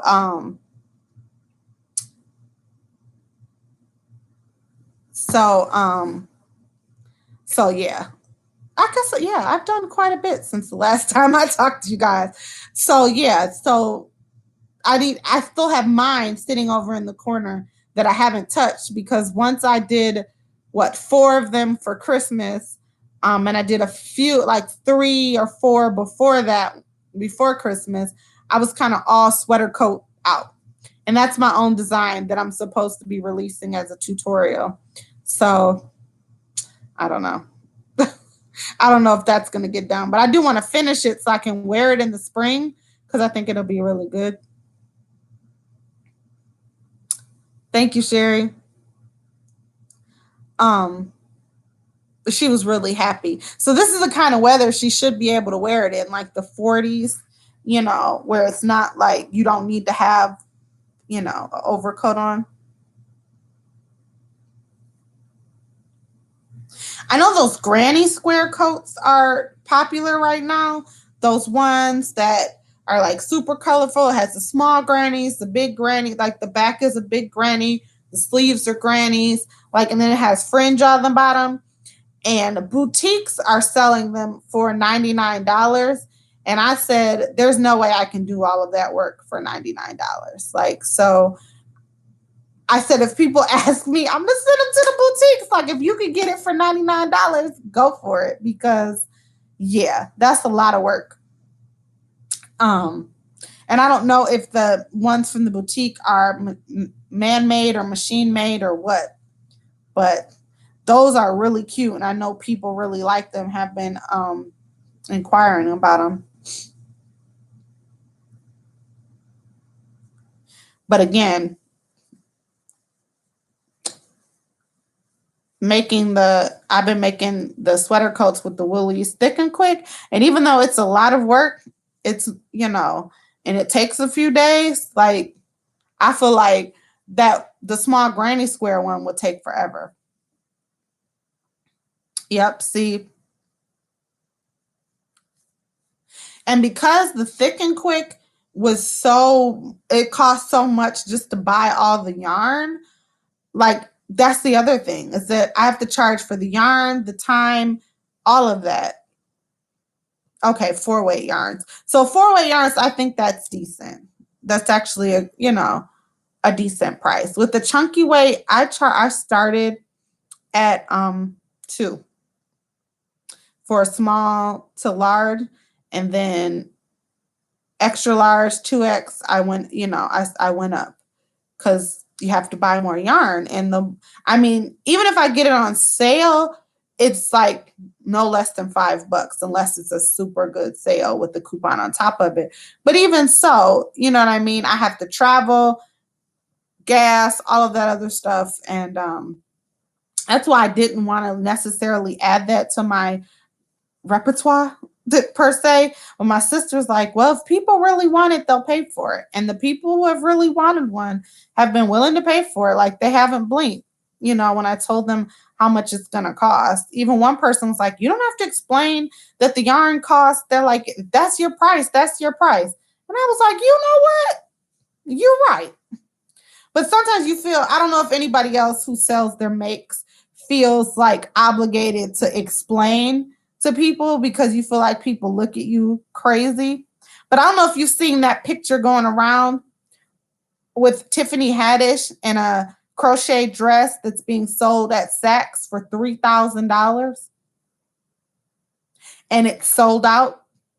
Like, I don't even think you can get it now. So I'm like, people, and I know that, you know, that's not everybody's story. They don't have $3,000. And not to say we should be charging $3,000, but if we're charging, you know, 100 or a couple hundred for some very hard work, we shouldn't feel bad about it, even though for a while, like I was.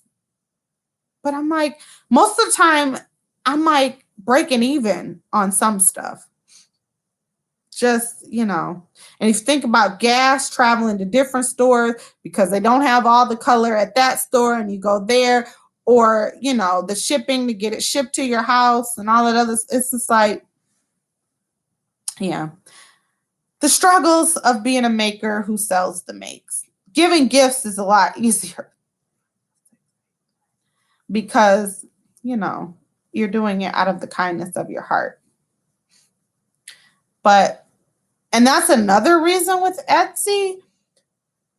It takes the negotiations out of it, or having to tell people, because when people say, well, how much do you charge for that? And you tell them, and then you feel like they're kind of judging you because that's your price. It was a Prada knockoff. Prada was going for $2K. I sold a ton for $90, no explanation. See, California people are different folk. Listen, girlfriend, I'm in Michigan. Listen, if nothing else, Michiganders love a good deal. And yeah. I'm just gonna leave it at that. And that's what my sister and my best friend kept saying. Like, if they think that your price is, too high, they're not your clientele. And I was like, you're right. And I had to and even in the pandemic, when people were contacting me for custom orders, sending me pictures, and I would tell them how much it is, and they'd be like, okay. And they'd shoot me a deposit or shoot me all of it. You know what I mean? And I was like, wow. And that taught me, even in the midst of the pandemic, because I'm like, if you can do it during the pandemic, I was like, if somebody really wants something, because crochet isn't a must have, it's a want. It's not necessarily a need per se. So if somebody wants something made for them and it's custom and it's just for them and they're telling you the colors and they're sending you their measurements and things of that nature, there are a lot of people. I got encouraged. There were a lot of people who would just pay it. And I did. I was lowballing myself. I was. And I just had to stop. Because other people who order their stock, if they're selling these hoodies, my friend sells these hoodies, her price is her price. If she runs a sale, she runs a sale. But if people want a hoodie that says, blessed and dope on it, they're going to pay her price. Other people, if people want Nike shoes and they're going to pay $90 to get their Nike shoes. So if they want a custom made sweater coat, to fit them like a glove and, that has wool in it, that's going to keep them warm. And this is my price. And people were paying it. So that taught me, it really pushed me out of my comfort zone this year. And the people who don't come back, I just, chalk it up. But some people, they tell me I'll be back. I can't afford it now, but I'll be back. Girl, they looking for the hookup. You ain't lying. Listen. Woo-wee. And I had to remind myself, you're not Walmart. Hey, Jane, are you saying hello or good night?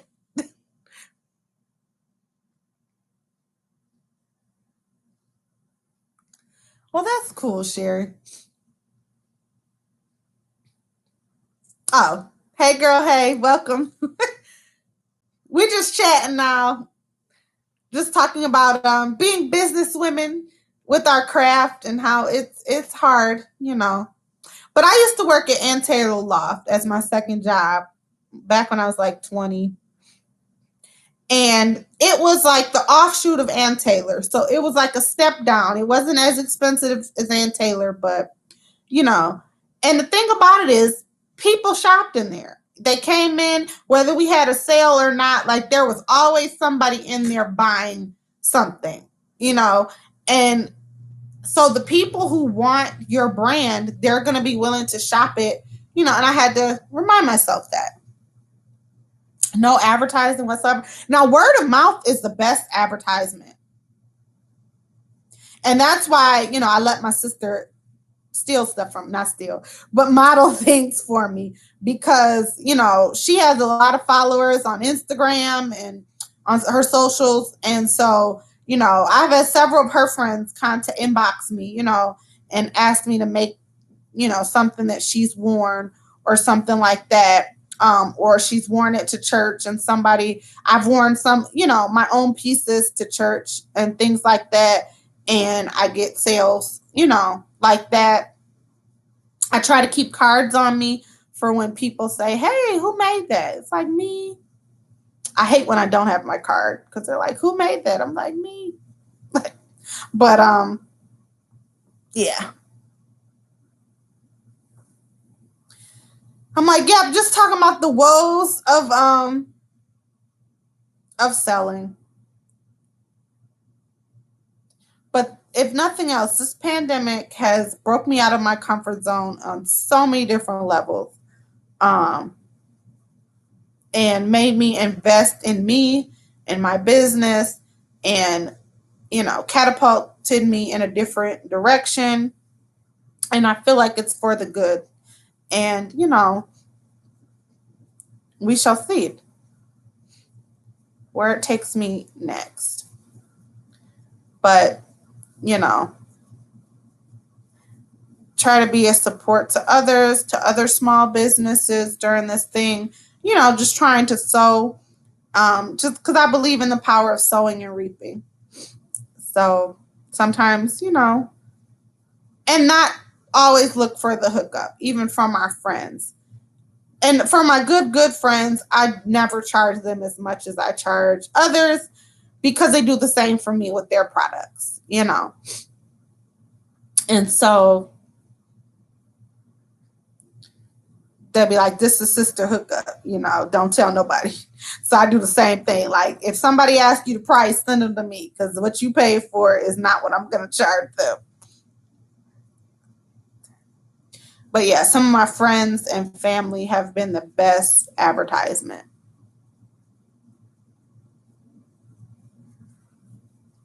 But doing stuff like this brings me joy, making a gift. I love making baby blankets and giving them to new moms.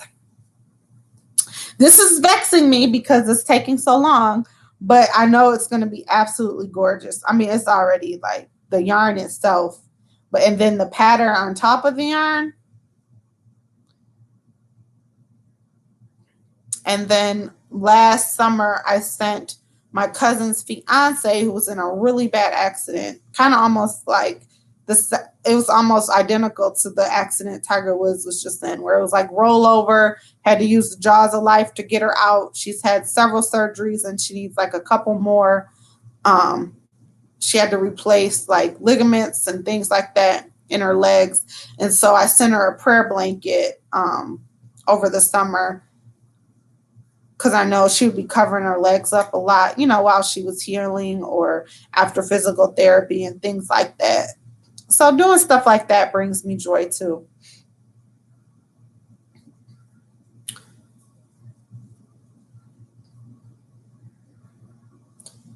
What's your favorite thing to crochet or knit or craft?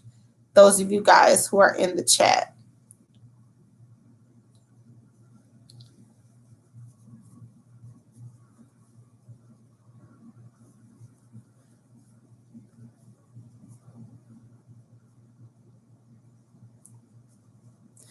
I'll say what's my favorite thing? This year has been cows and chunky hats. Handbags. That's a good one. I'm going to say I like doing baby blankets just because I like to see the mama smile when you give them to them as gifts or at the baby shower and stuff like that. I like this new concoction, well, not concoction, but this new design of the sweater coat I created last year. That was a favorite. It got old when I needed to do 4 before Christmas.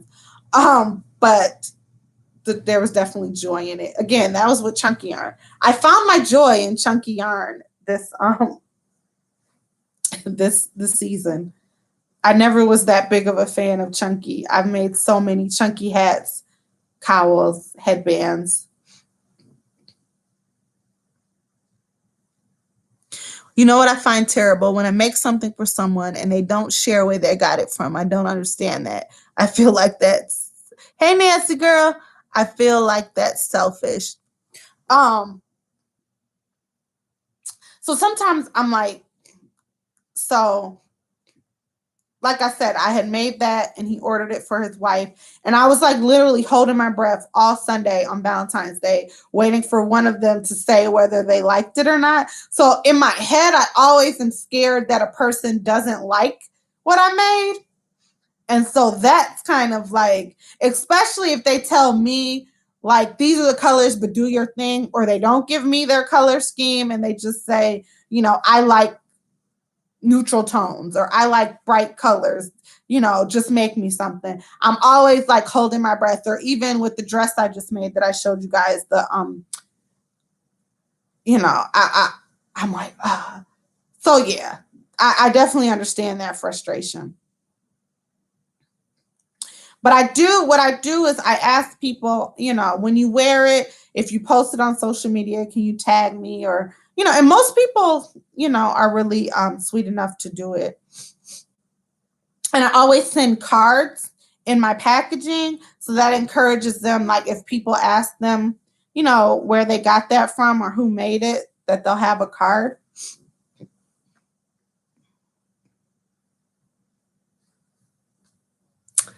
Yeah. Once I started making garments, Sharon, like you get on a garment kick. Like I started like dresses and shorts and different stuff like that. Like I got the crop tops, the halter tops, different stuff like that.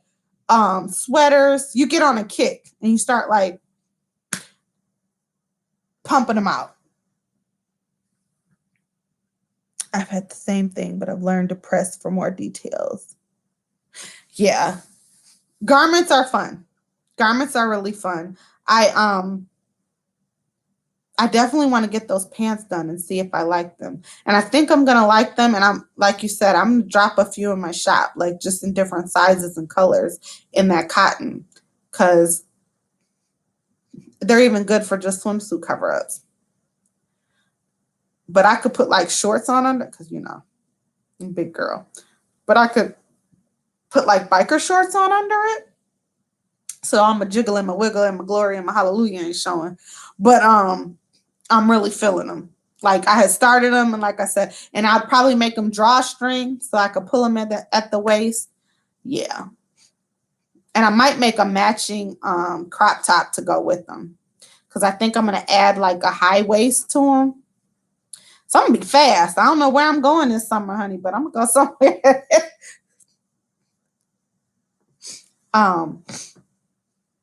But I've made a couple swimsuits. I've made a few bikinis, and I made a monokini, which was the bane of my existence 2 years ago, making it for someone going on a cruise. And I had never made it, and I had to sew a lining in it, and I was over that. So, and because I'm not a person that sews, I was kind of like, it was like the bane of my existence. She ended up loving it. She wore it on her cruise. She was willing to pay me what I asked for it. And she sought me out. She knew I crocheted, and she's like, can you make me something like this? I'm like, So, and then we had to negotiate on the pattern, because a lot of times people find pictures with no pattern. And I find that I find it easier to show them the pattern I could find or the tutorial, so that they know it's going to be close to that rather than one they found. Because I'm getting better at being able to look at a picture, figure out how somebody did it. But in the past, like the more I've crocheted in the last 4 years, but like before, I'd be like, yeah, no, can't do that, but I can do this. But like people sent me that Bernie, and I was like, I don't do amigurumi, right? I was like, yeah, no. I was like, yeah, that's not, because it was like somebody tagged me like, Stacey Campbell can do this. I know she can. I was like, no, I can't. Like, I don't do the amigurumi now.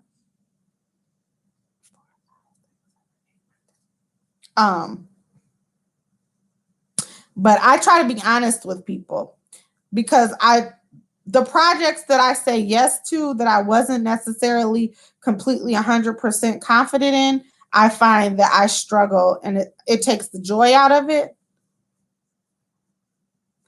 So the can you make this text and snap screenshots kind of burden my soul. No, I'm being extra.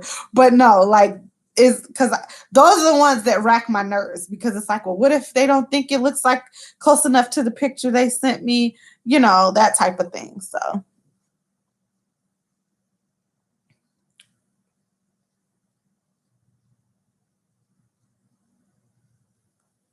right.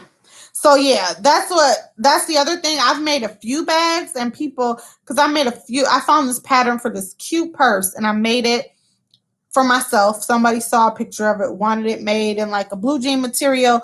But that's the thing. I don't line it. So girlfriend, don't put nothing you don't want to lose in it now, or put big stuff in it. I don't know what to tell you. And I thought like partnering with somebody who can sew, I was like, I could do that. But then I'm like, that's a lot of extra work too. And then you got to pay to outsource it.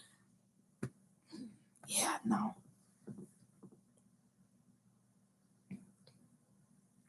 I know. I figured it would do well, but I was like, yeah, no. I tried to make. This is hilarious. So last Christmas, I tried to make my nephew a baby shark because, you know, baby shark. And that was his jam. He loved the churchy version, though. And so I'm like, I got to find this hood thing. It's going to drive me crazy. Yep, I don't know how I'm going to get it out of there. So I tried to make a baby shark and I struggled and it ended up just looking like I don't want to get banned from YouTube, so I'm not going to tell you what it ended up looking like, but it looked like a swimmer, just not a shark. And, and I was like, I can't give this to him. So I ended up like tossing it. Like he was looking forward to it. It just didn't work out. So yeah, that was my first and last amigurumi adventure, and I said never mind. So when people were like, yeah, Stacey Campbell can make that, I was like, no, I can't. Like, sorry. And a while ago somebody sent me a picture of a hat and a mask combo that was knit, and so I sent her pictures back like, that's knit, this is crochet, this is what I can do. And they're like, well, can't you? I'm like, it's knit. But a lot of people don't know the difference between knit and crochet. So I couldn't get upset, but I kind of was getting irritated. Like, I'm showing you what I can do because I don't do that, right? And so they never came. Well, I think they were waiting on me to let them know when I was taking orders again. And I just never did because I felt like it was going to be one of those nerve-wracking orders where if it didn't come out exactly like they pictured it, it was going to be a problem. Hedgehogs. Okay, so I made a few of those in the thigh high, and what I had them do, and one person never got back to me, so she sent me a deposit, but I sent her a message like, I need you to measure your thigh. Measure the part of the thigh you want the length of your calf up to where you want it to stop and the width of your thigh. The two people sent me that and I made them and they said it fit perfectly. I found a pattern and so I made one regular size, one plus size, and they loved it. I made my best friend a plus size version, but I used my leg as a model. But if people want those, tell them to just measure their thigh and measure the length of their legs so you know. And then most patterns that you buy, like I found my pattern on Etsy that I use, tells you how, it's for shoe size 4 to 10, or it might tell you, something like that where it stretches, or you can make it do extra rounds to make it for a longer foot or even wider. You go up a hook size or something like that. But yeah, that was actually fairly easy. My other best friend, asked me to make her a black and a blue pair. So once I got to get this baby blanket done, and then I'm going to start on thigh highs. Yep, measure their calves and thighs. And that's the thing. I'm like, if they want it bad enough, they'll do it. Both of the people I asked for measurements from, they sent it to me. And it turned out really cute. My one friend was hilarious. She was like, "Oh, I'm about to just sit with my legs crossed in the window because can't go nowhere, but I'm gonna be cute." I said, "Girl," but yeah, they loved them. And I wasn't a measurement person a whole lot before the pandemic because I did a lot of like try on as you go. But since we haven't been able to do that, and I've been doing a lot more mailing, like I'm learning how to figure out the measurements, or to buy patterns that tell you like this is for size medium and large, or this is size 1X to 2X, or small, extra small. Um and I do a lot of my patterns like that, unless it's like a swimsuit or something that you need their cup size or something like that. But trying to make stuff where it could fit a small and a medium, or a large and extra large, or so that it's like a little flexible. 1, 2, 5, 6, 7. But yeah, those thigh-high stocks were popular, and I want to make a few to just throw in the shop just to have in there in case somebody wants them. But now that I have the 2 orders for them, that might be a minute.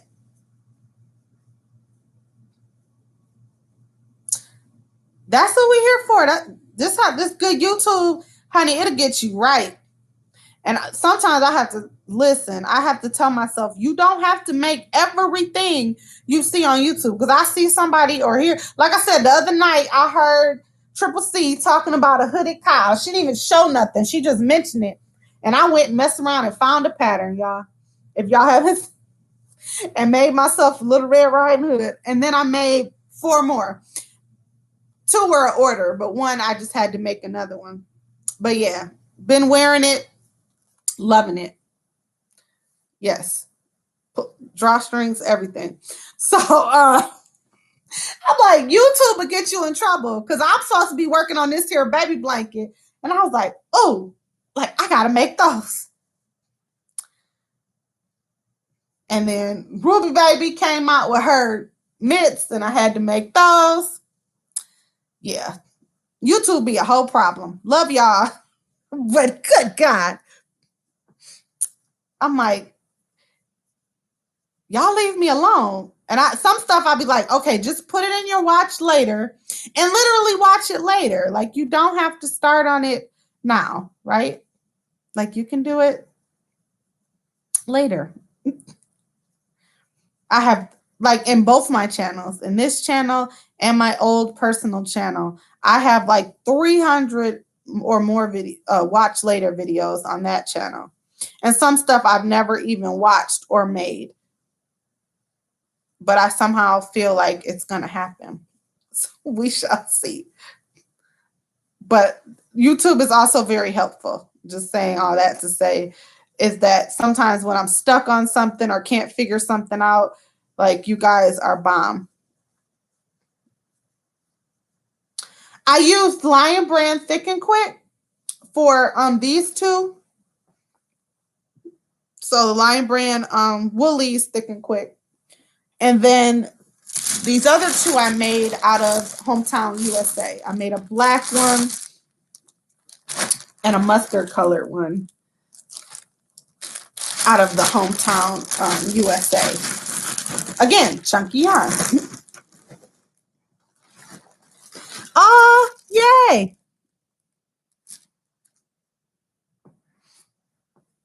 I know, right? Tutorials, like patterns. I've been doing more pattern reading during the pandemic. I think probably because I had more patience with myself.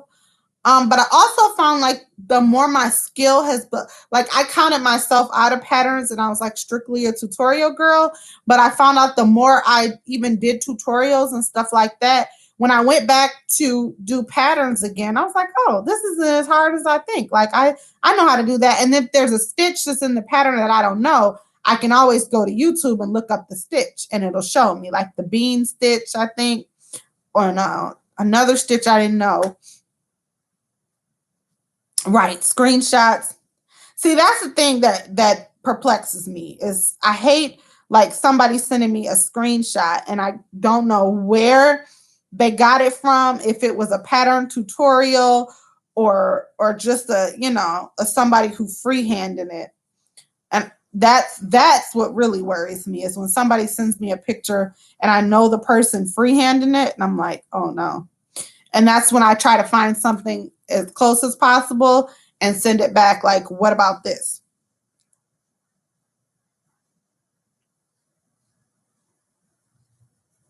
See, you good, Sherry. You good.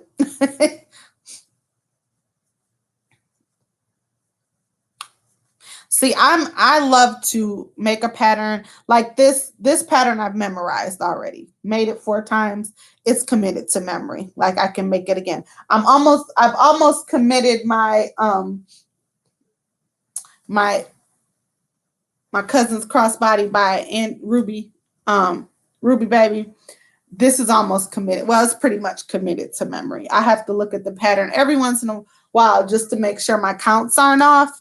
But I pretty much know what's coming next with that. Once I've done something, it's like I like to do things that I can commit to memory. Girl, yeah, I'm still here. Look, it's been 2 hours. Hey, Judy, girl. We just talking. This has been so cool, y'all. Like, I feel like I have company.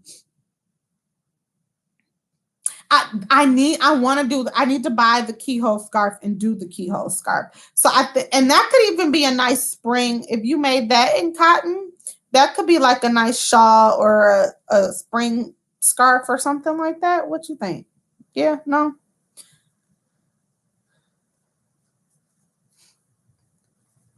And what else is on? Like, I want to make, wait, I'm just going to show y'all. Or, well, not show y'all. I'll read to y'all some of the stuff in my watch later. It's crazy. Now, this watch later is a lot smaller than my other channel. I have a plus size crochet hoodie by Bag O' Day, which is made out of chunky yarn. And I kind of want to make that because all I've been wearing is hoodies. So I actually might make that before the winter's over.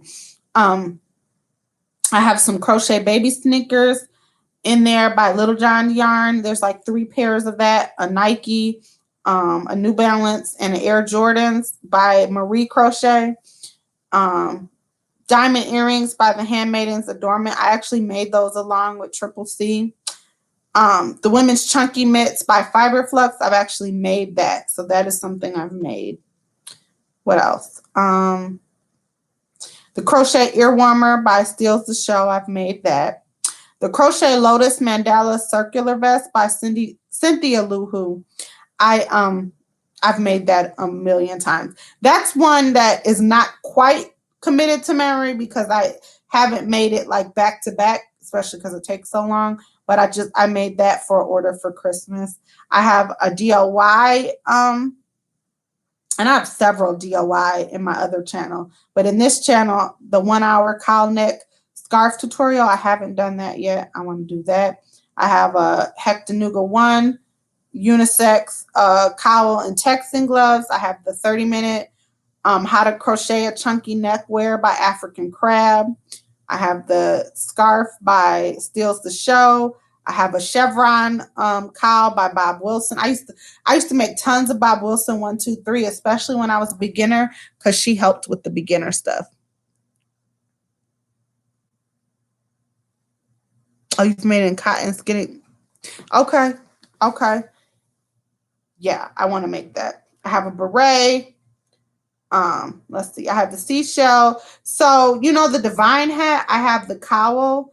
It's not really called the divine cowl. It's called the seashell. I made that to match a divine hat. I have a crochet poncho cowl and hat set by Hectanuga. I have a crochet tie-up front top.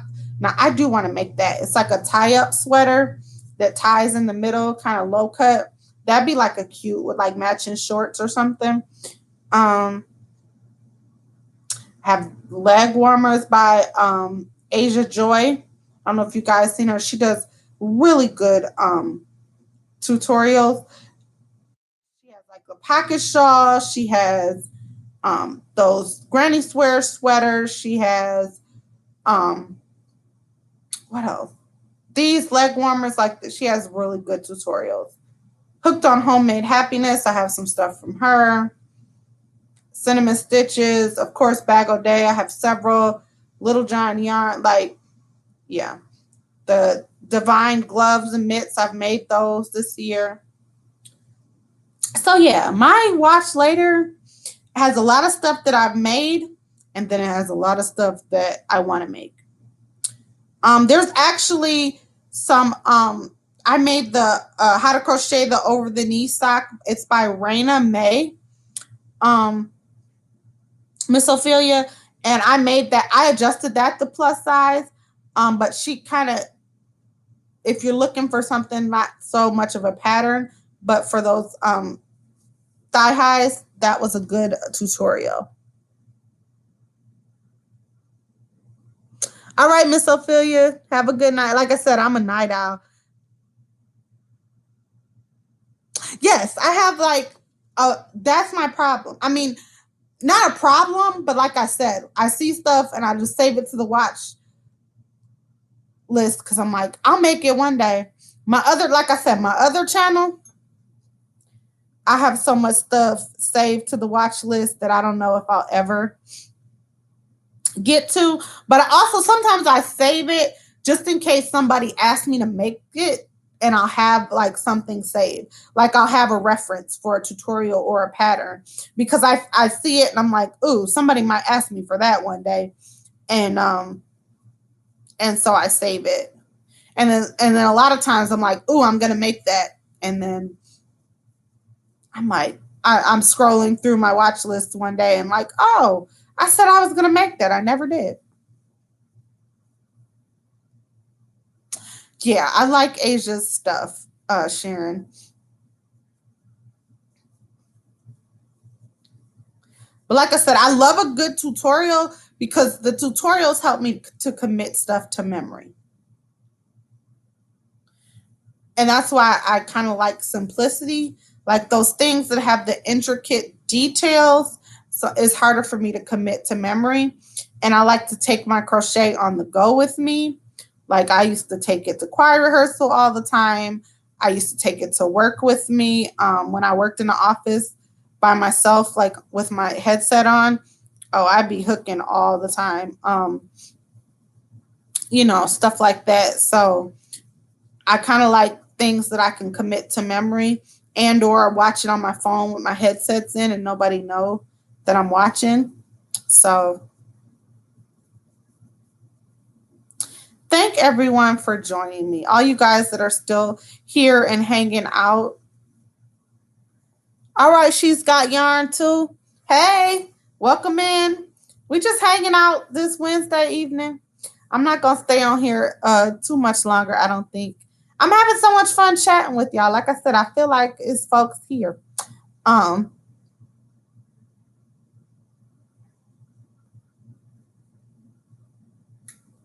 Yes, Shyla Crochet. I have stuff from her saved to my other channel. I made her shorts. I made 2 of her different shorts. One was the granny stitch short and one was a different one.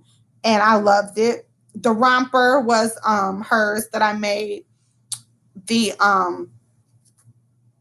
it was like a halter thing. I made a few of her pieces last summer because I fell in love with it, saved it to my watch list, and because I didn't have any orders, I was like, oh, I'm gonna try to make this, right? And so I made Shyla Crochet. I like a lot of her stuff.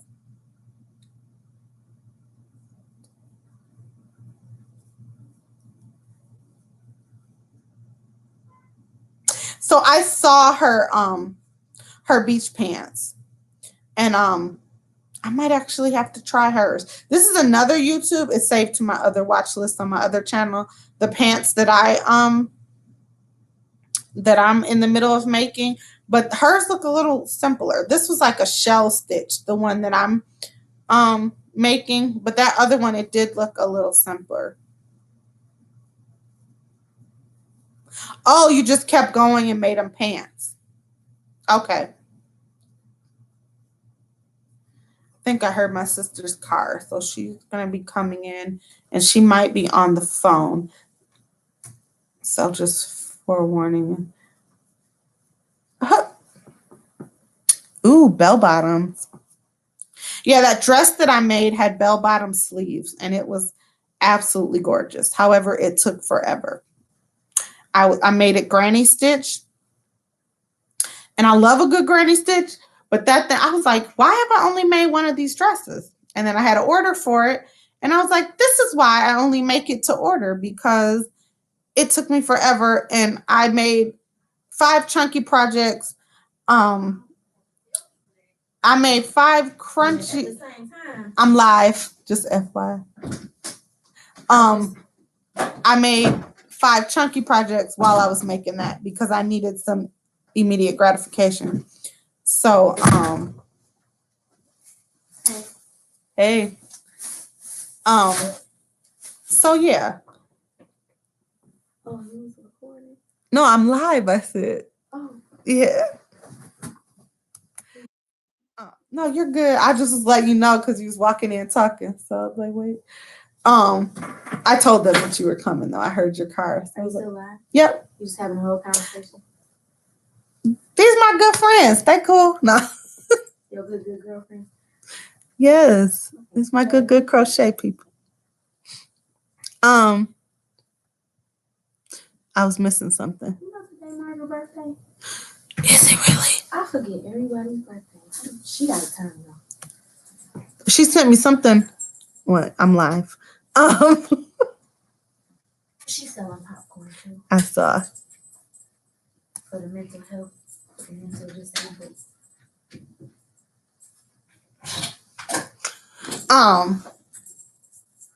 But yeah, it took too much time. I'm not into that. Stuff that takes too much time. I like to, that's why I don't make a whole lot of.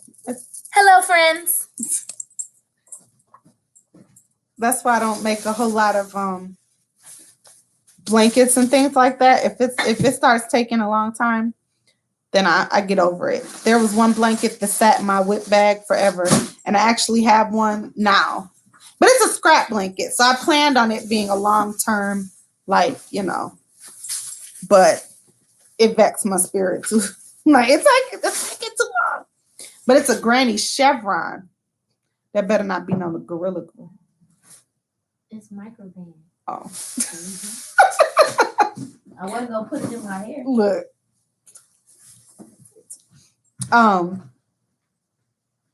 So what was I saying? Yeah. So the long-term stuff that takes a long time, dresses. There's this one mesh dress that I'm making. It's a spinoff of Parlez-Vous Crochet's pattern. Her mesh dress. And so I kind of make it where I either made it the V-neck or I made it all the way up to the neck and kind of go off the shoulders. And I've modified that to make long bell sleeves or for it to just be short sleeve.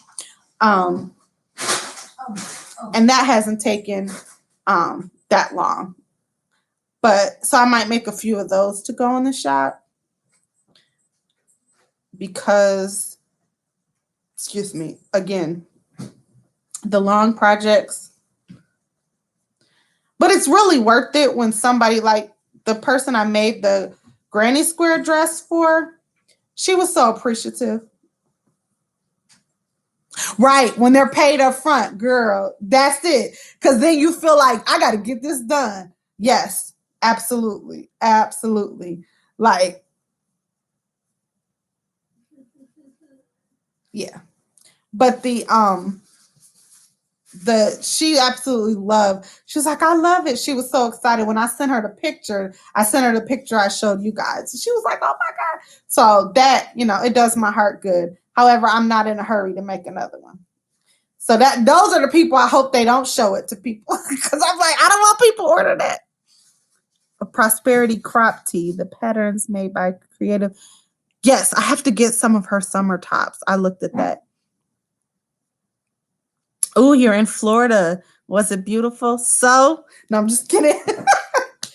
Today wasn't such a bad day today in Michigan. Like I said, it was like the highest I saw was 52. But by the time I went outside at about 5 o'clock, it was 39 again. So the 52 didn't count. But yeah, I saw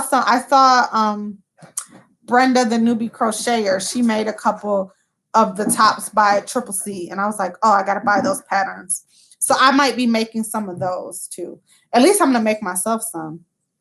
I made myself a few summer tops and things, last summer that I'm really proud of. I made myself a mandala vest. I made myself stuff that I've made other people stuff out of and had never made myself any. Because I don't know, if you start selling your stuff, you make less and less items for yourself and more for other people. So that was one thing I did in the pandemic, was actually made myself things to wear. Is there any food?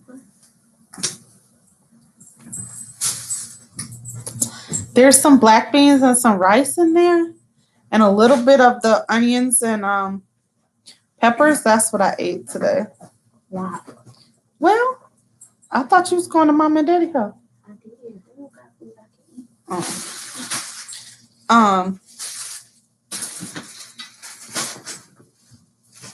Oh, it can be made into a dress. Oh yeah. Do you have a channel? She's Got Yarn. What's your name? So I don't have to call you She's Got Yarn. But if you have a channel or an Instagram, I would love to be able to see it when you're done with it. No, but I do. There's a few items by Triple C that I wanted to get. A few patterns. That's the other thing. You start seeing patterns and stuff like that. And then you lose track of what you wanted to do. Especially when you start getting orders. And then like 2 months later, I'll be like, man, I was going to make, like with my anniversary cake, I wanted to make myself a garment, like a poncho or a sweater or something, because I felt like over 1,000 yards was enough to make even a plus size something. But it's been sitting on top of my yarn shelf. Maybe I'll make I know people are making an anniversary cake blanket. Maybe I'll make myself a lapkin.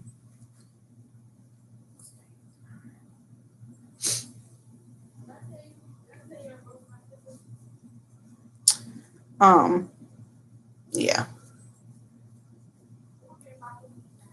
I think I'm gonna stop at about 10:30. I'm like, I've been going for almost 2.5 hours. I'm glad for you guys who stuck around and hung out with me. I really appreciate it. Like I said, there's a couple of giveaways on my channel. One is my own. It's a 500, 600, 700 subscriber giveaway. And if you haven't entered that, please do. Once I'm off of here, go and watch that and leave a comment, and you'll be entered. And I'll draw the winner for that on March 1st. And it's either, if you're inside the USA, it's going to be mailed to you. And then if you're outside of the USA, it'll be an e-gift card of some sort for some yarn goodies. And then I have my 50 for me, 50 for you giveaway, where we're celebrating Priscilla, her potiversary, her 1-year potiversary. And there's a chance for me to win $50 and for you guys. And you guys have more chances than I do. So jump on that. You can actually subscribe and enter on everybody's channel. She has a whole playlist of the people who are participating with her. So you definitely want to do that.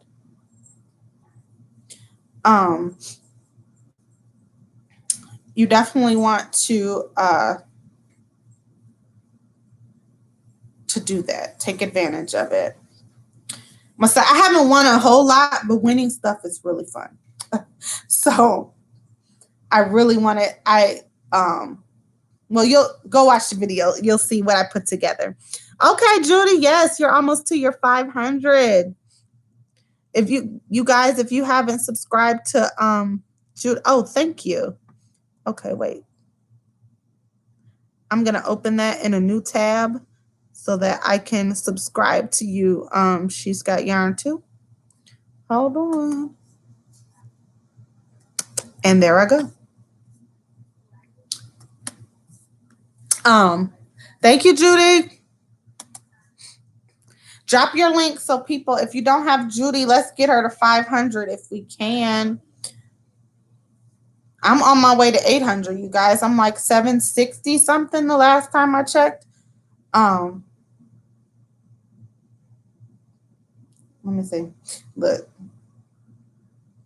$7.71. The giveaway that Priscilla is having has helped me out just a little bit. How about that? So I'm inching towards 800. So I might do, well, if I reach 800 before I close this giveaway, I don't know what I'll do. But if not, I think I'm going to do a digital pattern giveaway of some sort.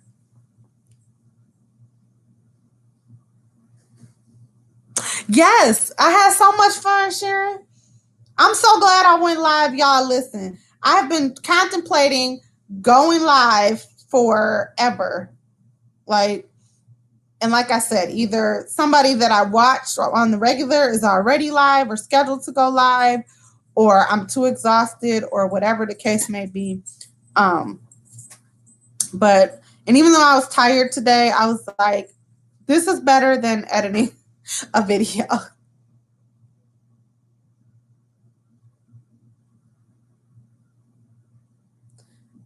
Good times. Had really fun. Like I said, take advantage of the 50 for you, 50 for me. It's a $50 Amazon gift card. And if you like me, you already can think of things that you're going to purchase on Amazon. And I've been using Amazon for pom-poms and for like these bags for my customers and things like that, my mailers, like in addition to, my own personal stuff during the pandemic. Amazon has been my friend. Okay, girl.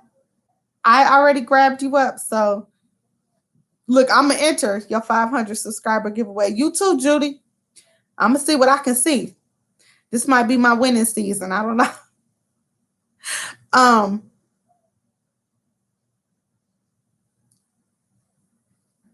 Yeah, I've been having and Sherry, girl, you've been giving me all the tea on being a seller. So I appreciate you even hanging out with me tonight. You had a lot of wisdom and things like that. Yeah, I'm headed towards 800, girl. Triple C and Joe were having a February promotion, and they announced it on one of my paydays, and I went ahead. I was like, you know what? Why not invest in my channel? And I didn't even think they got me well over what they promised. They promised like 250. They gave me close probably to 300 subscribers. And so they're running that promotion till they promoted me. That's what they do, their channel promoters. And so they promoted me. And in a matter of days, my numbers that's why I was really trying to just get to 500. And I got to 500, 600, and then over 700. So that's why my giveaway had to be a 5, 6, and 700 giveaway. And I said, if my payday is after their promotion ends, but I was going to do it again and see if I could get to 1,000.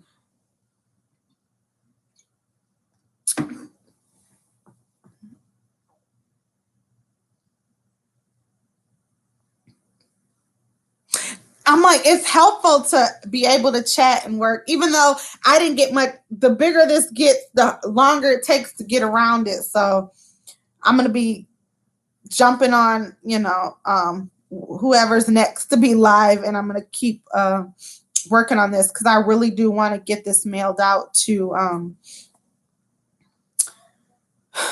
my friend. And I'm going to wash it before I send it, even though she'll probably wash it again.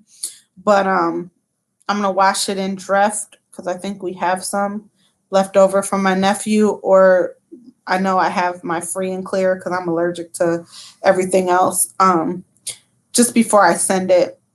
But because the baby's in the NICU, just, to be extra careful. All right, 1 skein, 2 to go. All right. Like I said, I wish I had bought, if they had more of this, that would have made a really good blanket.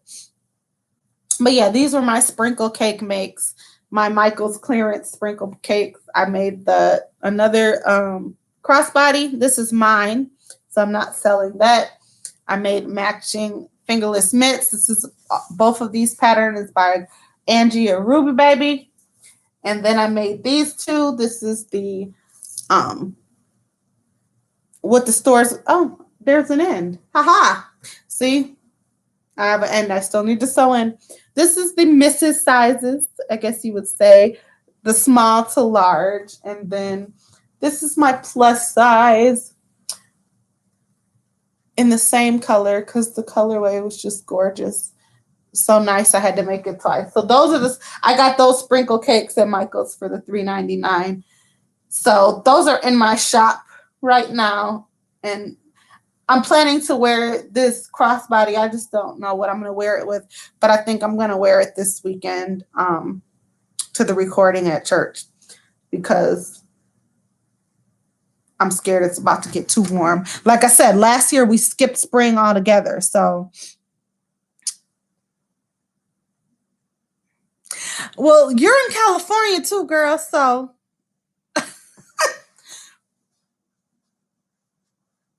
yeah, I've made quite a few of the crossbodies. People have bought them. I had a couple orders for them. They were purchased as gifts for people, but I didn't make myself one, of course. So I was like, I gotta make myself something.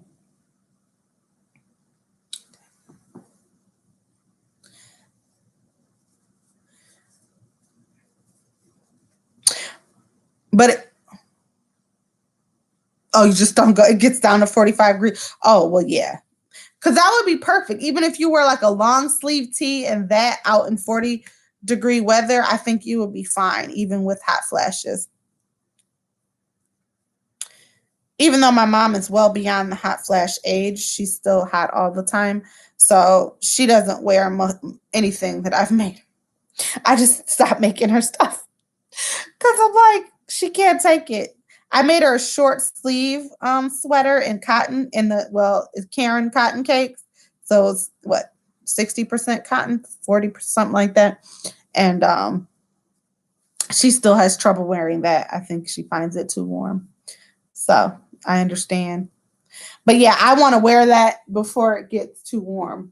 So, um, and I want people to see me in it because a lot of people don't know how to wear it.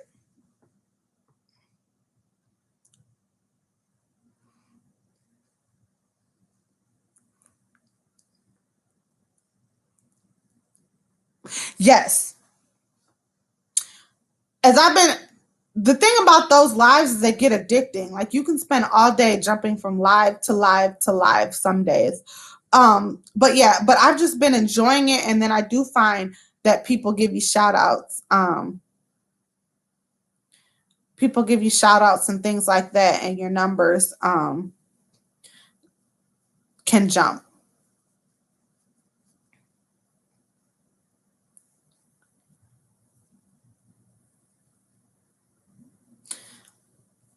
There was something I wanted to say, and then I said I was going to log off for the night.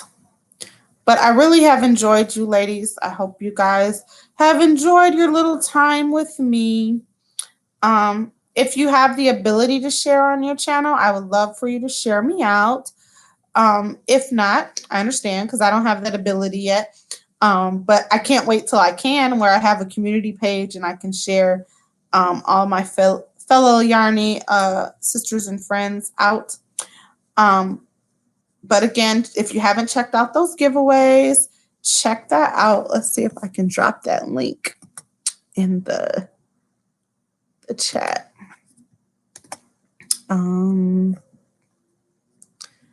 Let's see.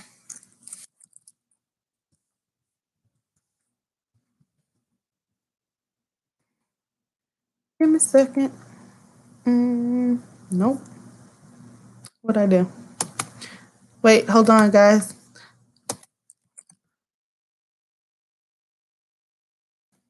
Okay, I'm gonna drop both giveaway videos in the chat for those of you who may not have seen it yet. Let's see.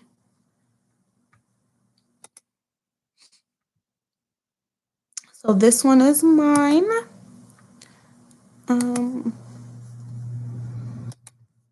And it's running until March 1st.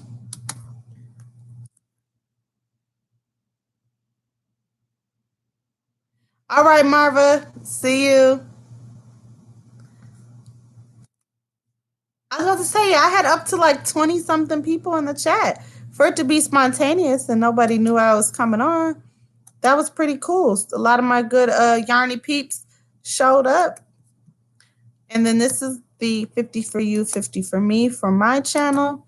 So if you guys haven't seen those, go ahead and click on that. Once we sign off, I'm going to sign off. Thank you so much for joining me, for distracting me while I tried to get as much possible on this done. I did finish up the cake though, you guys see. Now I have to go get the last mandala cake and break off into that. And then I'm going to do a border, just a plain border. And I'll be done. So hopefully by tomorrow or Friday, this will be done.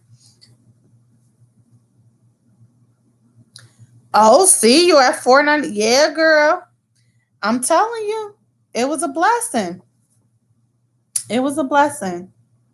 Thanks, Judy, for jumping in for me as a moderator and dropping things in the chat for me. Thank y'all for real, for real. I really appreciate YouTube community has definitely helped with being stuck in the house, bored stuck in the house. Just feeling like you got people who are like-minded. We might not be able to go to Starbucks or nothing, but we can sit down and sip our tea and our coffee and hang out in the different chats. So I will, as Kelly would say, I will see you in these YouTube streets. Triple C and Joe are coming on at 11, so get you a snack, revamp, and go hang out over there. It's too early to say a Uniquely Yours raid, but if you happen to get over there and you want to, go ahead. But yeah, you're gonna get to 500, Judy. You might get there before tomorrow. But yeah, so hopefully maybe next week I can jump on. You guys, this was really, really fun. I know it helped my watch hours, and so I appreciate that. And I hope you guys grabbed each other up in the chat and are supporting one another. I'm thirsty, so I'm gonna get some more to drink, put some chapstick on these lips, and change into my PJs because I'm ready to get out of these clothes. So see you guys next time. Thank you for your support. Thank you for your YouTube friendship. And I hope to see you next time I go live or in the comments the next time I drop a video. Have a good night, y'all. Bye.